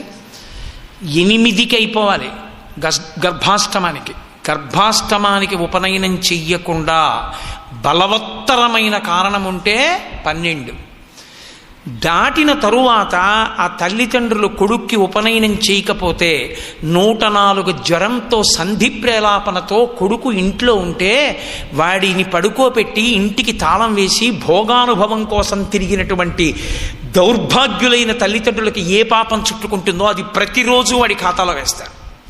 అందుకే తల్లిదండ్రులదే కర్తవ్యం, చెయ్యాలి కొడుక్కి ఉపనయనం. ఎవడు చేయమన్నాడు నిన్ను 1000 మంది భోజనాలు పెట్టి? చక్కగా ఈశ్వరుడి దగ్గర కూర్చోపెట్టి ఉపనయనం ఎందుకు చెయ్యాలో అందుకు చేసి కొడుకుతో సంధ్యావందనం చేయించలేవా? సంధ్యావందనం చేయించడానికి పనికిరాని ఉపనయనం ఎందుకు నువ్వు ఇంకా తల్లిదండ్రులుగా ఉండడం? దేనికి నీ ప్రాథమిక కర్తవ్యాన్ని నువ్వు నిర్వర్తించినప్పుడు దేనికి శాస్త్రం? కాల్చనా పెళ్లి ముందు ఉపనయనం చేయమని ఎవడు చెప్పాడు నిన్ను? ఆ పెళ్లికి పైగా ఓ పిలుప, ఆ ఉపనయనానికి వెళ్ళి ఆశీర్వచనమా? వాడు అసలు జీవితం మొత్తం మీరు ఎప్పుడూ సంధ్యావందనం చేయడం. 60 ఏళ్ళు వచ్చేస్తాయి, 70 ఏళ్ళు వచ్చేస్తాయి, సిగ్గుచేటు. పశువు తిరిగినట్టు నిద్రలేస్తాడు, స్నానం చేస్తాడు, తిరుగుతుంటాడు. వాడికి అర్ఘ్యం ఇవ్వడం రాదు, గాయత్రి రాదు, వాడికి సంధ్యావందనం చేయడం రాదు. ఎందుకు ఆ జన్మ? ఇంకా ఆ విషయంలో నా ఆవేశం అంతే. నేను దానికి ఏమి క్షమార్పణ కోరను. అలా ఉండడానికి వీల్లేదు, అలా ఉండడాన్ని నేను సహించలేను.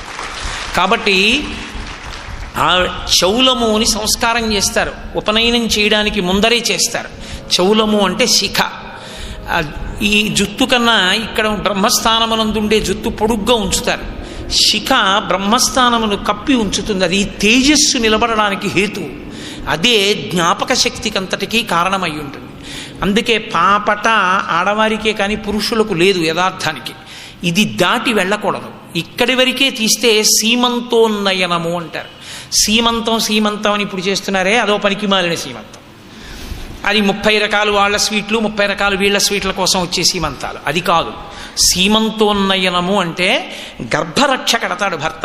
ఉగ్రభూతములు శిశువుని చెనకకుండా ఉండడానికి అడవి పంది ముళ్ళు తీసుకొచ్చి గణపతి హోమం చేసి ఇష్టదేవత ప్రార్థన చేసి ఆ అడవి పంది ముళ్ళుతో పాపట తీస్తాడు. బ్రహ్మస్థానం వరకు మాత్రమే తీయాలి, ఇది దాటి వెళ్ళకూడదు. ఇక్కడ వరకు తీసి జుత్తు అటు ఇటు సర్ది జట వేస్తాడు. పేరంటాళ్ళు ఉండగా జట వేసి కడుపుకి మేడి ఆకుల దండ కడతాడు, రక్ష కింద తోరణాన్ని. దాన్ని సీమంతోన్నయనము అంటారు. ఇక్కడ వరకు దాటి ఇక్కడ వరకు పాపట తీశాడు కాబట్టి సీమంతోన్నయనము. అది భర్త మాత్రమే తీయాలి. ఆ రోజున ఆ పాపట తీసి జట వేయాలి భార్యకి. అసలు అది దానివల్ల గర్భరక్ష కలుగుతుంది అని. చౌలము అంటే పిలక పెడతారు ఉపనయనానికి ముందు. ఆ పిలక 2 కారణాలకే తీస్తారు. ఒకసారి తీసేస్తే వైదిక మర్యాదతో తీసేస్తాడు, సన్యాసం తీసుకుంటున్నాడని గుర్తు. శిఖాన్ని తీసేశాడు అంటే ఇక ఏ కర్మ చెయ్యడు, అగ్ని సంబంధమైన కర్మలేవీ చెయ్యడు, ఏవీ అగ్ని సంబంధంగా చెయ్యడు. కాబట్టి అతని శరీరం పడిపోయాక కూడా శరీరానికి అగ్ని సంస్కారం చేయకుండా భూమిలో పెట్టి పైన శివలింగం పెడితే అధిష్టానం, తులసి కోట పెడితే బృందావనం. 2వ పద్ధతి ఒకటి ఉంటుంది. భ్రష్టుడైపోయాడని గుర్తు ఏమిటంటే పిలక తీసేస్తాడు. ఇవాళ తలనీలాలు ఇచ్చామని పిలకలు ఉంచుకోకుండా తలనీలాలు ఇచ్చేసి వచ్చేస్తుంటాడు. కానీ నేను అలా 10 మాటలు అంటున్నాను అని మీరు ఏమనుకోవద్దు. కాకినాడలో నాకు తెలిసి అయ్యప్ప స్వామి దేవస్థానంలో కనపడే వాళ్ళు 200 మంది వెంకటాచలం వెళ్ళి రానివ్వండి, 200 మందికి శిఖలుంటాయి. శిఖ ఎప్పుడూ తీయకూడదు. జీవితంలో శిఖని తీసేస్తే వాడు మళ్ళీ శిఖ వచ్చే వరకు అన్నం తినడానికి వీల్లేదు. మరి ఏం చేయాలి? అన్నం తినకపోతే చచ్చిపోతాడు కదా అంటే, అయ్యా దుర్మార్గుణ్ణి శిఖ తీసేశాను క్షమించండి అని ఓ దర్భ కట్టుకుని అన్నం తినాలి. ఓ దారంతో దర్భ తల చుట్టూ కట్టుకుని అన్నం తినాలి. ఓసారి శిఖ పొరపాటును తీసేస్తే తలనీలాలు ఇచ్చినప్పుడు కాకినాడలో శిఖ వచ్చే వరకు ఒక ఆయన అలా దర్భ కట్టుకు తినేవాడు అన్నం. అంత గొప్పది శిఖా సంప్రదాయం వేదంలో. కాబట్టి శిఖ తీసేశాడు అంటే సన్యాసం అన్నా తీసుకోవాలి, లేకపోతే భ్రష్టుడైపోయాడని గుర్తు. కాబట్టి త్వచయజ్ఞోపవీతంతే ఆవిడ చెప్పిందండి శాస్త్రం. కుంతల ఎందుకురా నీకు యజ్ఞోపవీతం? పశువుకి పలుపులా శాస్త్రం పాటించని నీకు బ్రాహ్మణ్యమా? తీసే యజ్ఞోపవీతం. ముండయిత్వా శిరస్తథ, శిఖ తీసేసి పూర్ణముండనం చేసేసుకో, గుండు చేసేసుకో. అబ్రాహ్మణ్యముపాగమ్య, నీ బ్రాహ్మణ్యాన్ని విడిచిపెట్టి ఇక గాయత్రి మొదలైనవి లేవు నీకు, చెయ్యకు, అదో అసహ్యకరమైన పని కూడా ఇలాంటి తప్పుడు పనులు చేస్తూ. అబ్రాహ్మణ్యముపాగమ్య భక్ష గోమాంసముత్తమం, నీ చేతికి కత్తిస్తాను, అదిగో గోవుని చంపి మాంసం తీసి తింటే నా పొందు అనుభవిద్దు కాని. అప్పటికైనా మారతాడేమో అని చేసేసాడు.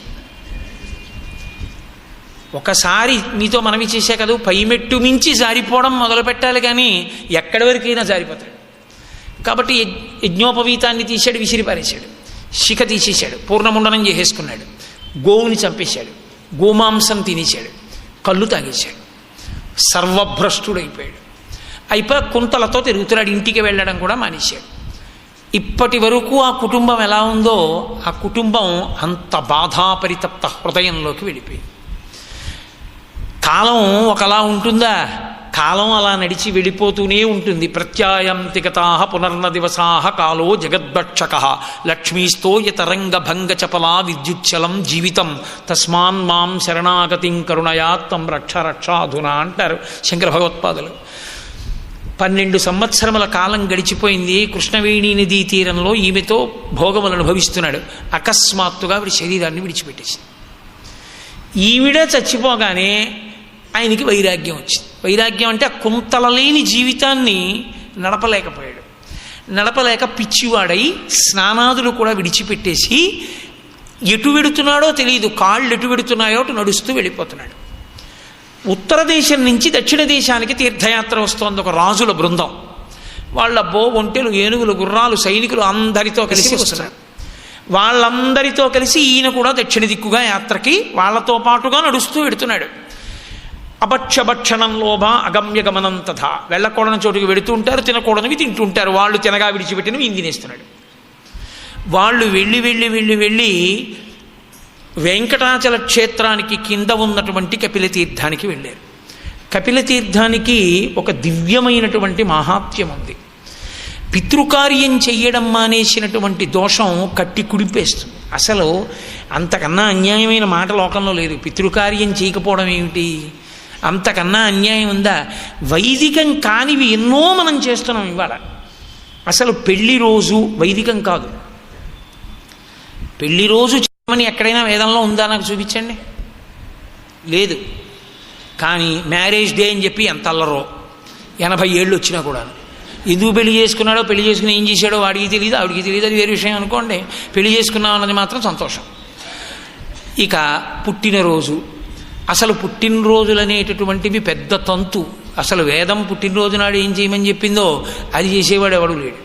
పుట్టినరోజు వచ్చింది అంటే పుట్టినరోజు నాడు ఉదయం అరిచెయ్యి నిండిపోయేటట్టుగా చెయ్యి ఇలా పట్టి నల్ల నువ్వులు వేసుకుని ఆవు పాలు పోసుకొని బెల్లం ముక్క వేసుకుని 3 మార్లు లోపలికి పుచ్చుకోవాలి. అలా ఎవరు పుచ్చుకుంటాడో వాడు ఆ సంవత్సరంలో వచ్చే అపమృత్యువు నుండి గట్టెక్కుతాడు. శనీశ్వరునికి అధిదేవత. ఈ ప్రీతిపాత్ర నల్ల నువ్వులు హృదయ గ్రంథి మీద అధికారం ఆయనకు ఉంటుంది కాబట్టి హృదయం యొక్క స్పందన ఆగిపోకుండా వచ్చే ఏడాది వరకు కూడా బతికుంటాడు. అందుకని 3 కలిపి పుచ్చుకొని సప్తైతే చిరజీవన 7 చిరంజీవులైనటువంటి వాళ్ళ పేర్లని తూర్పు ముఖంగా తిరిగి సూర్యుడి వంక చూస్తూ చెప్పాలి. చెప్పి ఆ రోజంతా బ్రహ్మచర్యాన్ని పాటించాలి. పెద్దలైన వారికి నమస్కారం చేసి ఆశీర్వచనం పుచ్చుకోవాలి. గోవుకి గ్రాసం పెట్టాలి ఆ రోజున. అది పుట్టినరోజు చేసుకోవలసిన విధానం. ఇవన్నీ మానేసి కొవ్వొత్తులు వెలిగించుకోవడం, బుడగలు కట్టించుకోవడం, సూదులతో గుచ్చుకోవడం అర్థం. అసలు ఏవేవి చెయ్యకూడదో అవన్నీ చేస్తారు. ఏవి చెయ్యాలో అందులో ఒక్కటి చెయ్యరు. అసలు అంతకన్నా పెద్ద తమాషా ఏమిటంటే ఇంకా గట్టిగా అడిగితే అవన్నీ చెయ్యాలా అండి అని అడుగుతారు. కాబట్టి ఏది ఎలా చెయ్యాలో అలా చేస్తేనే అందం. పితృకార్యం చెయ్యండి అని చెప్పడం ఏమిటి? అసలు అంతకన్నా దారుణమైన విషయం లోకంలో ఇంకోటి ఉంటుందండి. అసలు అస్తిత్వము అని ఒక మాట, నేనున్నాను అంటే గుర్తేమిటి? మహానుభావులు మా తల్లిదండ్రులు నాకు ఈ శరీరాన్ని ఇవ్వబట్టి కదా. పుట్టగానే మా అమ్మ నన్ను ఏడుస్తున్నా కూడా 1 గంట పట్టించుకోకపోతే ఎప్పుడో బ్రహ్మాండంలో కలిసిపోయేది ఈ శరీరం. ఎన్ని మాటలు నా తల్లి నా గురించి ఉపవాసాలు చేసిందో, ఎన్ని మాటలు ఒళ్ళో పడుకోబెట్టుకుందో, ఎన్ని మాటలు వెంకటాచలం దర్శనానికి వెడుతూ చుట్టూ మగవాళ్ళున్నా కూడా నేను ఏడిస్తే స్తన్యం ఇచ్చి పాలు పట్టి నన్ను పెంచి పెద్ద చేసిందో, నాకు గోరుముద్దలు పెట్టిందో, నాకు ఒళ్ళు వేడెక్కితే నా కోసం దేవాలయాలకు ప్రదక్షిణం చేసి ఉపవాసం చేసిందో, నా తండ్రి ఎన్ని భోగాలు పరిత్యజించి డబ్బు దాచి నన్ను ఇంత వాణ్ణి చేశారో, ఆయన చేసిన ఏ పుణ్యం ఇవాళ నన్ను ఇలా కూర్చోబెట్టి 4 మంచి మాటలు మాట్లాడిస్తోందో, ఏ మహానుభావుడి పేరు చెప్పుకుని నేను ఈ లోకంలో అన్నం తిని బతుకుతున్నానో, అటువంటి తల్లిదండ్రులు శరీరం విడిచిపెట్టిన రోజు గుర్తు పెట్టుకుని తద్దినం పెట్టని కృతజ్ఞుడమైన నీతోనే స్నేహం చేయనా? నిన్ను నేను నమ్మనా? శరీరం ఇచ్చిన తల్లిదండ్రులే నువ్వు గుర్తుపెట్టుకోలేదే, నిన్ను నేను ఏ రకమైన బంధుత్వంతో పిలవాలి? నీతో నేనేమని స్నేహం చెయ్యాలి? ఏ కారణానికి నీకు నాతో అనుబంధం ఉందని నేను మాట్లాడవలసి ఉంటుంది? నీ అంత కృతజ్ఞుడు ఇంకొకడు లేడు. నీతో సంబంధం నాకు అనవసరం. ఇంటి నిండా పటాలా, అమ్మా నాన్న ఫోటో లేదా, అలోమని ఏడవరు. నువ్వు చూపించిన విద్య నీ తల్లిదండ్రుల వరకు అనుకోకు, నీ కొడుకు చూస్తున్నాడు, నీకు పడుతుంది ఆ ప్రారంభం. అప్పుడు అనుభవంలోకి వస్తుంది. కాబట్టి పితృకార్యం చెయ్యమని ఒకళ్ళు చెప్పడం ఏమిటి? పరమభక్తితో చేయాలి. మహానుభావుడు ఎంత కష్టపడి పెద్ద చేశాడో ఆయన శరీరం పడిపోయిన రోజు ఇవాళ నేను అత్యంత శ్రద్ధాభక్తులతో నాన్నగారిని స్మరిస్తూ, నాన్నగారి మర్యాదని స్మరిస్తూ, నాన్నగారికి కొడుకునై పుట్టినందుకు నేను బొటనవేలు మించి విడిచిపెట్టిన జలధార కదా ఆయన తాగేది, ఆయన సంతోషించేది ఇవాళ మధ్యాహ్నం అని పెట్టినవాడెవడో వాడు ధన్యాత్ముడు. ఇప్పుడు తండ్రికి తద్దినం పెట్టి వాడికి గౌరవం అండి. పూజ ఎవడు చేశాడో వాడు పూజనీయుడు. మీరు ఎప్పుడు గుర్తుపెట్టుకోండి. పూజ చేసి ఈశ్వరుడికి గొప్ప కాదు, ఎవడు పూజ చేశాడో వాడు పూజనీయుడవుతాడు. ఒక్కటే గుర్తు, నాకు మీరు ఉపకారం చేశారు ఏదో, నేను మీరు కనపడ్డప్పుడు అయా మీరు నాకు గత సంవత్సరం వచ్చినప్పుడు అంత ఉపకారం చేశారు, నేను జ్వరంతో ఉంటే ఓ నేను డాక్టర్నండి అని నన్ను పిలిచి పక్కకి తీసుకెళ్ళి పరీక్ష చేసి మందులు ఇచ్చారు, అంత ఉపకారం చేశారు, నాకు జ్ఞాపకం ఉంది, చాలా సంతోషం అన్నాను అనుకోండి.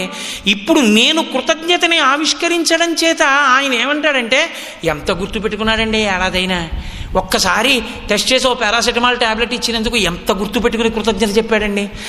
పూజించడం వల్ల పూజనీయత పెరుగుతుంది. మీరా గుర్తొచ్చింది ట్యాబ్లెట్ ఇచ్చారు ఏడి ఇంతోటి ఓ పారాసెటమాల్ ట్యాబ్లెట్ ఇచ్చినందుకు అదొకటి పెద్ద గుర్తుగా చెప్తున్నారని నాకు అన్నాను అనుకోండి, ఓరి కృతజ్ఞుడా అనుకోరు. ఇంతోటి దానికి నువ్వు పెద్ద ప్రవచనం ఒకటే అనుకోరు. పూజనీయత దేని వలన వస్తుందంటే పూజించడం వల్ల వస్తుంది. పూజించినవాడు పూజనీయుడు, పూజించని వాడు పూజార్హుడు కాడు. నీ తల్లిదండ్రులకే తద్దినం పెట్టని నీకు పూజార్హత ఎక్కడిది? అసలు నీకు పూజార్హత లేదు, దర్శనయోగ్యత లేదు, నీ ముఖం చూడకూడదు, మహాపాపం. కాబట్టి తల్లిదండ్రులకి తద్దినమే పెట్టనివాడు, వాళ్ళు అసలు ఉన్నారో చచ్చిపోయారో కనుక్కోనివాడు, అంతటి దరిద్రానికి దిగజారిపోయినవాడు మాధవుడు. ఆయన రాజులతో కలిసి వెళ్ళాడు. కపిలతీర్థం దగ్గర వాళ్ళు తద్దినం పెట్టారు. ఎందుకంటే కపిలతీర్థం దగ్గర తద్దినం పెడితే పొరపాటున ఎప్పుడైనా తల్లిదండ్రులకి కానీ అంతకుముందు 3 తరాల్లో కానీ తద్దినం పెట్టని దోషాలు ఏమైనా ఉంటే పోవాలి అంటే ఈ దేశం మొత్తం మీద దానికి తగిన స్థానము కపిలతీర్థం ఒక్కటే, వెంకటాచలంలో. అందుకని కపిలతీర్థంలో తద్దినం పెడుతున్నారు వాళ్ళు తద్దినం పెడితే ఈయనకి గుర్తొచ్చింది. అప్పుడు ఈయన శాస్త్రం చదువుకున్నాడుగా, అరే నా తల్లిదండ్రులకి నేను తద్దినం పెట్టలేదు, ఇప్పుడు నేను పెట్టాలి. తద్దినం పెట్టేటప్పుడు ఒక నియమం ఉంటుంది, తను ఏది తింటాడో అటువంటి పదార్థమే పెట్టాలి. తను రోజు చక్కెరకేళి అరటిపండు తింటాడు అనుకోండి, భక్తకి చక్కెరకేళి అరటిపండు పెట్టాలి. అంతేగాని గుళ్ళో దేవుడి అరటిపండ్లు ఉంటాయి, రూపాయికి 5 నించొత్తే ఉంటాయి, అలాంటివి తీసుకురాకూడదు. అవి దేవాలయాల ముందు ప్రత్యేకంగా కడతారు ఆ గెల్లు, లోపల బిక్కుబిక్కుమంటూ ఆయనకి ఎప్పుడూ పాపం అవే ఆకుపచ్చగాను పచ్చిగాను ఉంటాయి. ఇలా ఒలిస్తే ఆ తొక్క రాదు, అంటుకుపోతుంది, అవే ఆయనకి పెడతారు. వీడు రాత్రి తినడానికి చక్కెరకేళి అరడజన కొనుక్కుని పెడతాడు వేరే, అవి వీడివి పట్టుకెళ్ళడం దేవుడు అరటిపళ్ళు అంటారు. వాడిని సిగ్గేస్తుంది చూస్తే, ఆహా ఎంత కృతజ్ఞులం స్వామి నీ యందు అని. కాబట్టి ఆ తద్దినం పెట్టేటప్పుడు తల్లిదండ్రులకి తానేది తింటాడో అది పెట్టాలి. అసలు తినడానికి తనకేమీ లేకపోతే మట్టి ముద్ద పెట్టాలి, తనకేమీ లేదు కాబట్టి. రామచంద్రమూర్తి గారపిండి ముద్దలు పెట్టారు అయోధ్యకాండలో. కౌసల్య చూసి ఏడిచింది, నా కొడుకు గారపిండి ముద్ద దర్భల మీద పెట్టాడంటే నా కొడుకు గారపిండి ముద్ద తిని బతుకుతున్నాడు, చక్రవర్తి కుమారుడు ఇంత దయనీయ స్థితిలో ఉన్నాడు అంది. రాముడు ధర్మాత్ముడు, తానేం తింటాడో అది తద్దినం పెట్టాడు. ఈయనకి తినడానికి ఆ గారపిండి కూడా లేదు, అందుకని మట్టి ముద్ద పెట్టాడు. పెట్టి తండ్రికి తద్దినం పెట్టాడు. ఎప్పుడైతే తల్లిదండ్రులకి తద్దినం పెట్టాడో ఘోరపాతకము ఉపశమించింది. ఇప్పుడు ఏదో వాళ్ళు తిని విడిచిపెట్టేసిన పదార్థం ఏమైనా ఉంటే ఆ పదార్థం తిన్నాడు. వాళ్ళందరూ కొండెక్కుతున్నారు, ఈయన కొండెక్కడం మొదలుపెట్టాడు. కపిలతీర్థం వెంకటాచలంలో మహాద్భుతమైన క్షేత్రం. ప్రత్యేకించి కపిలతీర్థం యొక్క శక్తి ఏమిటో తెలుసా అండి? అది పాతాళలోకంలో ఉన్న లింగం. దాన్ని కపిల మహర్షి పూజ చేసేవారు. అది ఒకసారి భూమిని భేదించుకుని పైకొచ్చి ఊర్ధ్వలోకాల వైపుకి వెళ్ళిపోతుంటే కామధేనువు చూసి గబగబా వచ్చి దాని మీద నిలబడి క్షీరధారలతో అభిషేకం చేసి మా వర్ధస్య, ఇక పెరగవద్దంది. కామధేనువు యొక్క ప్రార్థన చేత పెరగడం మాని నిలబడిపోయిన శివలింగం కనుక, కపిల మహర్షి చేత పూజింపబడిన లింగం కనుక దానికి కపిలలింగము అని పేరు. అందుకే పాతాళే పూజితం పూర్వం కపిలేన మహాత్మనః. ఆ లింగమే భూమి మీద దేవతలందరూ ప్రార్థించడం చేత కపిలలింగంగా ఆవిర్భవించింది. కపిల తీర్థంలో ఉన్న గొప్పతనం ఏమిటో తెలుసా అండి? త్రైలోక్యే సర్వతీర్థాని, 3 లోకాల్లో ఉన్నటువంటి తీర్థాలన్నీ కూడా కార్తీకే మాసి పర్వణి, ఈ కార్తీక మాసంలోనే పౌర్ణమి నాటి తిథి రోజున మధ్యాహ్నం 12 గంటల వేళ తిష్టంతి ప్రాణిరక్షార్థం మధ్యాహ్నే దశనాడికాహ, మధ్యాహ్నం 12 గంటలు ఖచ్చితంగా ఆయన దగ్గర నుంచి కొద్ది నిమిషముల వ్యవధి వరకు 3 లోకములలో ఉన్న సమస్త తీర్థములు వచ్చి కపిల తీర్థాన్ని ఆవహిస్తాయి. అందుకే కార్తీక పౌర్ణమి నాడు మధ్యాహ్నం 12 గంటల సమయంలో వెళ్ళి ఎవరు కపిల తీర్థంలో స్నానం చేస్తారో వాడు 3 లోకములలో ఉన్న సమస్త తీర్థముల యందు స్నానము చేసిన వాడు అని ఖాతాలో వేస్తారు. అది ఒక్క కార్తీక పౌర్ణమి నాడే లభ్యం. అంత గొప్ప తీర్థం, అందులో స్నానం చేత సమస్త పాపములు ఉపశమిస్తాయి. అటువంటి కపిల తీర్థంలో తండ్రికి తల్లికి తద్దినం పెట్టి ఆ రాజులతో కలిసి కొండెక్కుతున్నాడు. ఆయన కొండెక్కుతున్నాడు, రాజులు త్వరగా వెళ్ళిపోయారు. ఈయనకి ఓపిక ఏది? ఏమైనా తింటే కదూ, ఓపిక లేదు, ఎక్కలేకపోయాడు. కడుపులో ఏదో దేవుతున్నట్లు అనిపించింది. ఆ బాధ ఓర్చలేక వెంకటాచల పర్వతం వంక చూసి తన తలని వెంకటాచల పర్వతం మీద ఆంచి 2 చేతులు పెట్టి సేద తీరాడు. వెంకటాచల పర్వతం సాలగ్రామములు కూడా, రాళ్ళు, చెట్లు, పుట్టలు అన్నీ కూడా శ్రీమన్నారాయణుణ్ణి సేవించడం కోసం వచ్చినటువంటి దేవతల యొక్క, ఋషుల యొక్క అంశలు. అందుకే భగవద్ రామానుజులు 7 కొండల మీదకి వెళ్ళినప్పుడు శరీర శోధన కింద చేసుకున్నారు. శరీర శోధన అంటే మలమూత్రములను కింద విడిచిపెట్టేసేయడం. ఇక పైకి వెళ్ళిన తర్వాత విడిచిపెట్టకూడదని శరీర శోధన చేసుకుని అరికాళ్ళు కొండకి తగులుతాయేమోనని 2 కాళ్ళకి తాళ్ళు కట్టి 2 కాళ్ళు పైకెత్తి భుజాలకేసి కట్టేసుకున్నారు. కట్టేసుకుని మోకాళ్లతో పైకెక్కారు. రామానుజుల మిట్ట అని మోకాళ్ళ పర్వతం అంటారు. ఇప్పటికీ పరమ గౌరవంతో నా కొడుకు వెంకటాచలం నాతో వస్తే ఆ ప్రదేశాన్ని మాత్రం మోకాళ్లతోనే ఎక్కుతుంటాడు. ఇప్పుడే కొంచెం మనిషి బరువయ్యో, ఇప్పుడు ఆ మోకాళ్ళు కొట్టుకుపోయి రక్తం వస్తుంది కదా, ఆ అలవాటు మాని అంటే వద్దు నాన్నగారండి, అన్నాళ్ళు ఓపికంటే అన్నాళ్ళు అలాగే ఎక్కుతానని అలాగే ఎక్కుతూ ఉంటాడు మోకాళ్ళ మీద. కాబట్టి అంత పరమపావనమైనటువంటి కొండ, అంత పావనమైన కొండ మీద దేవతలు, ఋషులు అందరూ కూడా ప్రచ్ఛన్నంగా మొక్కలుగా, రాళ్లగా, శిలలుగా అక్కడ ఉంటారు.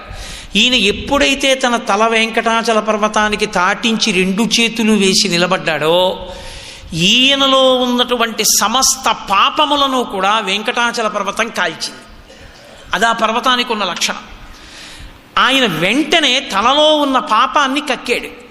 కక్కేటప్పటికీ అప్పటి వరకు పైకి కనపడకుండా చెట్లగా పుట్టలుగా ఉన్నటువంటి దేవతలు, ఋషులు ఒక్కసారి ముక్కులు మూసుకుని యథారూపాలతో పైకి లేచి వడివడిగా కొండకి పక్కకి వెళ్ళిపోయారు. చిచ్చి చిచ్చి చిచ్చి, ఎంత దుర్వాసన, ఎన్ని పాపాలు చేశాడు ఈ దుర్మార్గుడు అన్నారు. ఆయన పాపాన్ని వాంతి చేసుకోగానే వెంకటాచల పర్వతం పాపాన్ని కాల్చేసింది. ఆయన ఇప్పుడు తేజోస్వరూపుడై నిలబడ్డాడు. 33 కోట్ల మంది దేవతలు ఆకాశంలో నిలబడితే బ్రహ్మగారు హంసవాహనం మీద వచ్చి కిందకి దిగి ఆ 2 చేతులతో తల పట్టుకుని ముందుకి ఉంచి మూర్ధన్య స్థానమును ఆఘ్రాణించి, ఒరే నాయన ఇంకొంచెం ముందుకెళ్ళి స్వామి పుష్కరిణి కనపడుతుంది, స్వామి పుష్కరిణిలో స్నానం చేయి. నీవు ఈ కొండ ఎక్కినటువంటి కారణం చేత, స్వామి పుష్కరిణి యందు స్నానం చేసిన కారణం చేత ఈ పర్వతమునకు వెంకటాచల పర్వతమని పేరు. వేం పాపం కటతే యస్మాత్ పాపదహన శక్తితః వెంకటాచలమిత్యేవా నామదేవస్తదా జగుహు. వేం అంటే సంస్కృతంలో పాపం, కట అంటే తొలగించడం. పాపమును తొలగించగలిగిన పర్వతం వెంకటేశ్వరుడు కాడు, వెంకటేశ్వరుడు. కాబట్టి వెంకటాచలము పాపములను కాల్చగలిగిన కొండ. ఆ కొండ మీద అడుగు పెడితే చాలు పాపాలు కాలిపోతాయి. పాపాలు తీసేశాను సుమా అని గుర్తు శిరస్సు మీద ఉన్నటువంటి వెంట్రుకలన్నీ ఈశ్వరుడు పుచ్చుకుంటాడు. అందుకంటే శుక్రవారం అండి తలనీలాలు ఇవ్వచ్చా, దీపాలు పెట్టాక ఇవ్వచ్చా అని ఉండదు. నీ పాపాలు ఇచ్చేయడానికి ఎప్పుడైతే నీకేమిటి అభ్యంతరం, పుచ్చుకునేవాడికి ఉండాలేమో కానీ అది కళ్యాణకట్ట, క్షవరశాల కాదు. తలనీలాలు ఇచ్చేస్తున్నాము అంటే పాపములను ఇచ్చేస్తున్నాము అని గుర్తు. శిఖని మాత్రం ఇచ్చేయకూడదు, శిఖ ఉంచుకోవాలి. కాబట్టి వేం పాపం కటతే అస్మాత్ పాపదహన శక్తిత వెంకటాచలమిత్యేవా నామదేవస్తదా జగుహు. అంత శక్తివంతమైన కొండయా, కలియుగంలో కేవలముగా కలిపురుషుని ఉద్ధతి చేత మనుష్యులు పాడైపోకుండా ఉండడం కోసమని ఈ పర్వతానికి ఇంత శక్తినిచ్చి శ్రీమన్నారాయణుడు ఈ పర్వతాన్ని ఇక్కడ అట్టెపెట్టారు. అందుకే కలియుగంలో దీనికి వెంకటాద్రి వెంకటాచలము అని పేరు. ఈ పర్వతం మీదకి ఎక్కడం అంటే జీవితంలో గొప్ప అదృష్టం. అందుకే తిరుపతి యాత్ర చేసినటువంటి వాళ్ళు వెంకటాచల పర్వతం మీదకి వెళ్ళేటప్పుడు, కొండ ఎక్కేటప్పుడు తిన్నగా ఎక్కరాదు అని నిషేధం. స్కంద మహాపురాణంలో ప్రత్యేకమైనటువంటి ప్రార్థన, ఒక ప్రార్థన ఒకటి చేసి పైకెక్కాలి. మీకు ఆసక్తి ఉంటే ఆ ప్రార్థన మీద నేను వచ్చినప్పుడు నాతో పాటు ఖాళీ ఉన్నప్పుడు చదువుకుందామని స్కాంద పురాణం తెచ్చుకున్నాను. అందుకని స్కాంద పురాణంలో అది ఎక్కడుందో తీసి నేను రేపు రాసి పట్టుకొస్తాను, రామాచారి గారికి ఇస్తాను. ఆయన ఇక్కడ బోర్డు పెడతారు. చక్కగా మనం అందరం అస్తమానం వెంకటాచలం పెడతాం కాబట్టి కేవలం 8 లైన్లో ఎంతో ఉంటుంది, 8 పాదాలు. అది మీరు నేర్చుకోండి. అందులో మనం పర్వతాన్ని అడుగుతాం, సాక్షాత్ శ్రీమన్నారాయణుడు నీ మీద వెలిసి ఉన్నాడు. అటువంటి మహానుభావుడున్న ఈ కొండ పాపములను కాల్చగలిగినది. దిక్కులేక నేను కాళ్లతో మట్టుతూ నడుస్తూ నీ కొండ ఎక్కుతున్నాను. ఓ పర్వతమా, నా పాపాన్ని క్షమించు, నాకు శ్రీ మహావిష్ణు దర్శనం చేయించు, శ్రీమన్నారాయణ దర్శనం చేత నన్ను పునీతుణ్ణి చేసి నా పాపములను పోగొట్టు అని ప్రార్థన చేసి కొండ ఎక్కాలి. అంత గొప్ప పర్వతం వెంకటాచల పర్వతం. కాబట్టి కృతే వృషాద్రిం వక్ష్యంతి త్రేతాయాం అంజనాచలం ద్వాపరే శేషశైలం తు కలౌ శ్రీవేంకటాచలం నామాని యుగభేదేన శైలాస్తాస్య భవంతి. అంత గొప్ప పర్వతం. ఆ పర్వతం మీద ఉండేటటువంటివన్నీ కూడా యోగులే, ప్రచ్ఛన్న రూపాలతో అలా ఉంటారు. అటువంటి కొండ మీద నిలబడ్డం, అటువంటి కొండ మీద శ్రీనివాసుణ్ణి, ఆ మహానుభావుణ్ణి, ఆ వెంకటేశ్వరుణ్ణి సేవించడం, ఆయనకి రకరకాల ఉత్సవాలు చేయడం జీవితంలో మహద్భాగ్య విశేషం. రేపటి రోజున మీతో నేను ఆ ఉత్సవాలకి సంబంధించినటువంటి విశేషాలు, వెంకటేశ్వర స్వామి వారి యొక్క ఆ రూపానికి సంబంధించిన కొన్ని విశేషాలు, అసలు వెంకటేశ్వరావతారం అలా ఎందుకు ముద్ర పట్టి వచ్చింది అన్న క్రమం గురించినటువంటి కొన్ని విశేషాల్ని ఇంచుమించుగా రేపటి రోజు ఆఖరి ప్రసంగం కాబట్టి ప్రధానమైన విశేషాల్ని రేపు మీతో నేను మనవి చేస్తాను. అందుకే లోకంలో వెంకటేశ్వర సుప్రభాతము అంటే అంత ప్రఖ్యాతి పొందడానికి కారణం అది.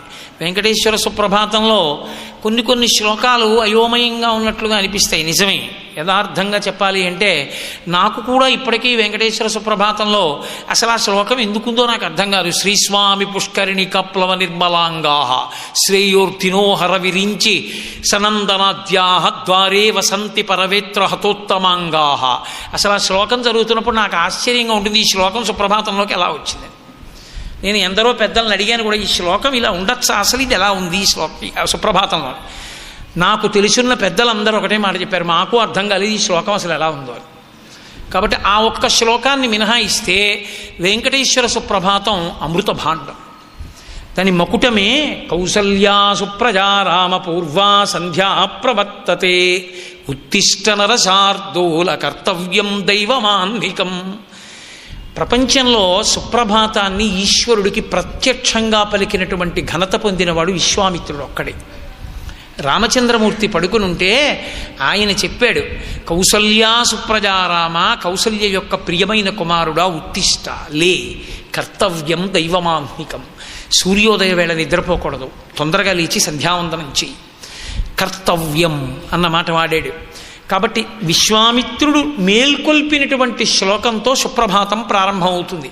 నిజానికి మీరు ఒకటి గుర్తుపెట్టుకోండి, ఈశ్వరునకు సుప్రభాతం ఉండదు, ఈశ్వరునకు ఏకాంత సేవ ఉండదు. ఈశ్వరుడు నిద్రపోయినా, ఈశ్వరుడు నిద్రలేచినా మనం ఉండం.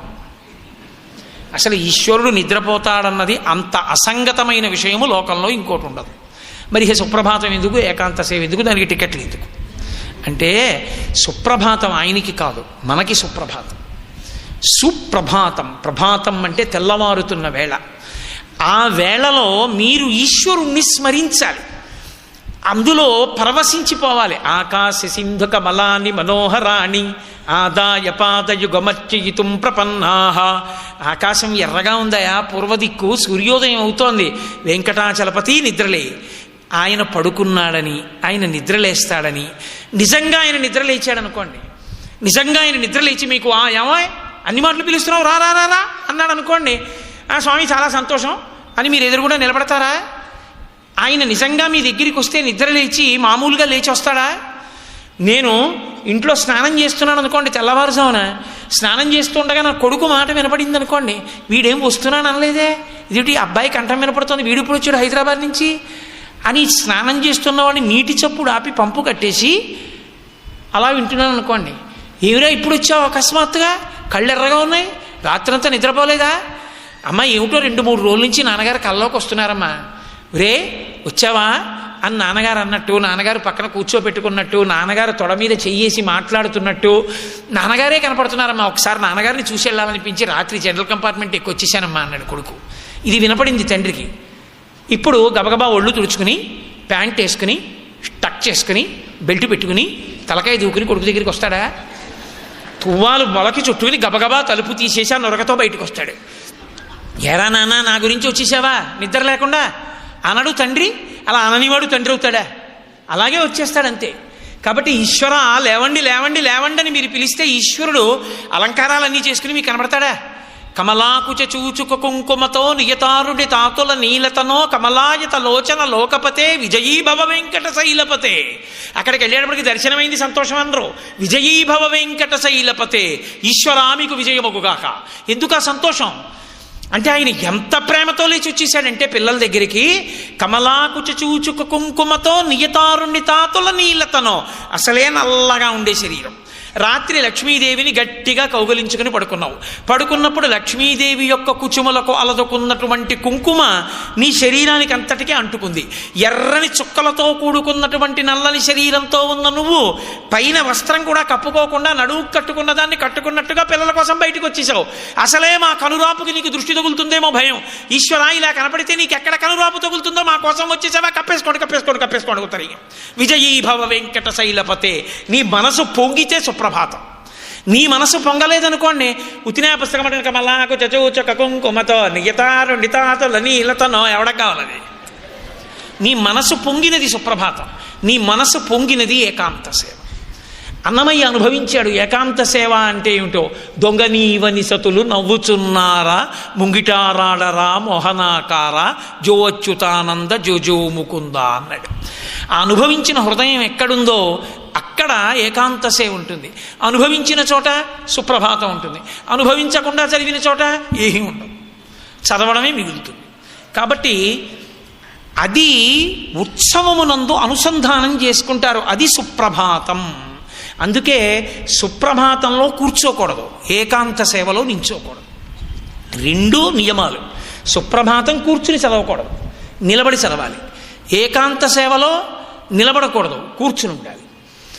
అందుకే వెంకటాచలంలో మనం ఉన్నాము అని మానసికంగా ఒక భావన చేసి ఉన్మీల్య నేత్రయుగముత్తమ పంచరస్తా పాత్రా వశిష్టక దళీప లపాయసాని భుక్వా సలీలమదకేళి శుకాపఠంతి శ్రీవేంకటాచలపతే తవ సుప్రభాతం. ఈశ్వర చిలుకలు అరుస్తున్నాయి, పళ్ళు తింటున్నాయి, రసాల్ని అందించుకుంటున్నాయి, తెల్లవారుతోందని గుర్తు. నిద్ర లేవండి, ఎంతకీ నిద్ర లేవలేదు. ఏం చెప్తాం? రేఖామయధ్వజ సుధాకలచాత పత్ర వజ్రంకుశాంబురుహకల్పక శంఖ చక్రై అని ఆ దివ్య చిహ్నములు చెప్తాం. ఇంకా నిద్ర లేవలేదు. అప్పుడు ఏమంటాం? ఈశ్వర మరిచిపోయారా? గొల్లవాడలో తెల్లవారుజామున నిద్ర లేచి తలకడిగితే మొలకడక్కుండా, మొలకడిగితే తలకడక్కుండా ఆ దట్టి ఓటి కట్టుకుని చద్దెన్న మూట పట్టుకుని ఆవుల్ని దూడల్ని టుర్రంటూ కర్ర పట్టుకుని బయలుదేరేవారు. అదిగో ఆ నందవ్రజంలో మీరు ఆవులతో గోపాల బాలులతో వెళ్ళినది గుర్తు రావట్లా? లేవండి అంటారు. అంటే ఇవన్నీ తలుచుకుని భక్తుడు మురిసిపోతాడు. జీవితంలో సుప్రభాతం చదవడం ఒక గొప్ప అదృష్టం, అది గొప్ప ఉత్సవం. అందుకే రామాచారి గారు ఒక సంకల్పం చేశారు. ఎల్లుండి దాన్ని ఏమంటారో స్వర్ణభారతి ఆడిటోరియం ఏనండి, స్వర్ణభారతి ఆడిటోరియంలో తెల్లవారుజామున 5:30 అంటే 5:30 ఎవరో కోటేశ్వరారు రాలేదు, కామేశ్వరారు రాలేదని ఈశ్వరుడు 6 వరకు పడుకోవడం అలా ఉండదు. 5:30 నిజానికి తప్పు, కానీ ఒక వెసులుబాటు కొరకు అలా పెట్టడం. 5:30 క్లాక్ తిరిగేటప్పటికీ కౌసల్యా సుప్రజా రామ పూర్వా సంధ్యా ప్రవర్తతే అని మొదలైపోతుంది. ఎంతమంది వచ్చారు కాదు, ఎంతమంది తరించడానికి ఈశ్వరుడు అవకాశం ఇస్తే అంతమంది వస్తారు. మీకు నాకు దాంతో సంబంధం ఏముంది? ఎంతమంది వస్తే అంతమందిని 2 వర్గాల కింద విడిపోయి ఒకరొక శ్లోకం ఒకరొక శ్లోకం. వెంకటేశ్వర స్వామి వారి ప్రథమ దర్శనం ఒక గొల్లవానికి, అందుకే ఇక్కడ కూడా ముందు దర్శనం ఒక గొల్లవానికి చేయిస్తున్నారు. చేయించి తెర తీసి నీరాజనం ఇస్తూ ప్రథమ దర్శనం చేస్తాం ఇన్ని వేల మందిని. అందులో దగ్గరగా వెళ్ళి మొదటి దర్శనం ఎవరు అంటే మొదట సువాసినులదా అధికారం, సువాసినితో ఉన్నందుకు అదృష్టం. కాబట్టి ఆ రోజు సుప్రభాతంతో మొదలుపెట్టి స్వామికి తోమాల అలంకారం. వెంకటాచలంలో ఆయన అలంకార ప్రియుడు, అందుకని తోమాల అంటారు. అంటే పెద్ద మాల తీసుకొచ్చి అలంకారం చేస్తారు శిరసాదిగా. తర్వాత అర్చన, తర్వాత ఆయనకి 108 కలశలతో అభిషేకం, తదనంతరం చక్క విష్ణు సహస్రనామ స్తోత్ర పారాయణాదులు, సాయంకాలం స్వామివారి దివ్య కళ్యాణ మహోత్సవం, కాసేపు నా ప్రసంగం. అంతా చక్కెర పొంగలే తింటే ఏం బాగుంటుంది, ఇంకొంచెం తినాలంటే ఓ ఉప్పరాయి కూడా తినాలి, అందుకనే కాసేపు మధ్యలో నా ప్రసంగం. ఆ తర్వాత ఆ రోజున స్వామివారికి ఏకాంత సేవతో వెంకటేశ్వర వైభవ కార్యక్రమాలు ఈ సంవత్సరానికి విశాఖపట్నంవి పూర్తయిపోతాయి. కాబట్టి ఈ అవకాశాన్ని మీ అందరూ సద్వినియోగం చేసుకోండి. ఆయన చెప్పారు, ఆర్తి కొలది నేను వివరణ చేశాను. కాబట్టి ఎల్లుండి సాయంకాలం 5:30 ఆ ప్రాంగణాన్ని చేరుకోవడానికి వీలుగా అందరూ సిద్ధమై రండి. ఉపాహారము కొరకు, భోజనంతో సమానమైనటువంటి ఆహారము కొరకు ఇంటికి వెళ్ళిపోక్కర్లేదు. కార్యకర్తలే దానికి తగినటువంటి కదంబాన్ని ఏర్పాటు చేశారు. చక్కగా ఆ పదార్థాన్ని అక్కడే తీసుకుని హాయిగా వెంకటేశ్వర సేవలో ఆ రోజున గడిపి వెళ్ళవచ్చు. కాబట్టి ఎల్లుండి ఆ కార్యక్రమంలో పాల్గొనడానికి మీరు ఇతరులకు కూడా సమాచారం అందించండి. చక్కగా అందరూ తరించడానికి మార్గాన్ని సుగమం చేసుకుని అందరం ఆ తండ్రి బిడ్డలమే కాబట్టి చెయ్యి పట్టుకుని ఒకరోజు వెంకటేశ్వర సేవలో మనందరం తరిద్దాం. రేపటి రోజున వెంకటేశ్వరావతార క్రమమునందున్నటువంటి విశేషములు, వెంకటేశ్వర స్వరూపమునందుండేటటువంటి విశేషములను గురించి రేపు సాయంకాలం 6:30 ప్రారంభం చేసి స్వామి పలికించినంత మేర పలికి ఆయన యొక్క అనుగ్రహాన్ని నేను పొందుతాను, మీరు పొందుదురు. కానీ రేపు సాయంత్రం కలుసుకుందాం. మంగళాశాసనపరై మదాచార్య పురోగమై సర్వైశ్చ పూర్వైరాచార్యై సత్కృతాయాస్తు మంగళం. మంగళం కోసలేంద్రాయ మహనీయ గుణాత్మనే చక్రవర్తి తనూజాయ సర్వభౌమాయ మంగళం. ఉమాకాంతాయ కాంతాయ కామితార్థప్రదాయినే శ్రీగిరీశాయ దేవాయ మలినాథాయ మంగళం. కరచరణకృతం వా కర్మవాక్కాయజం వా శ్రవణనైనజం వా మానసం వాపరాధం విహితం వా సర్వమేత్తక్షమస్వా శివ శివ కరుణాబ్ధే శ్రీ మహాదేవ శంభో. సర్వం శ్రీ ఉమామహేశ్వర బ్రహ్మార్పణమస్తు. స్వస్తి.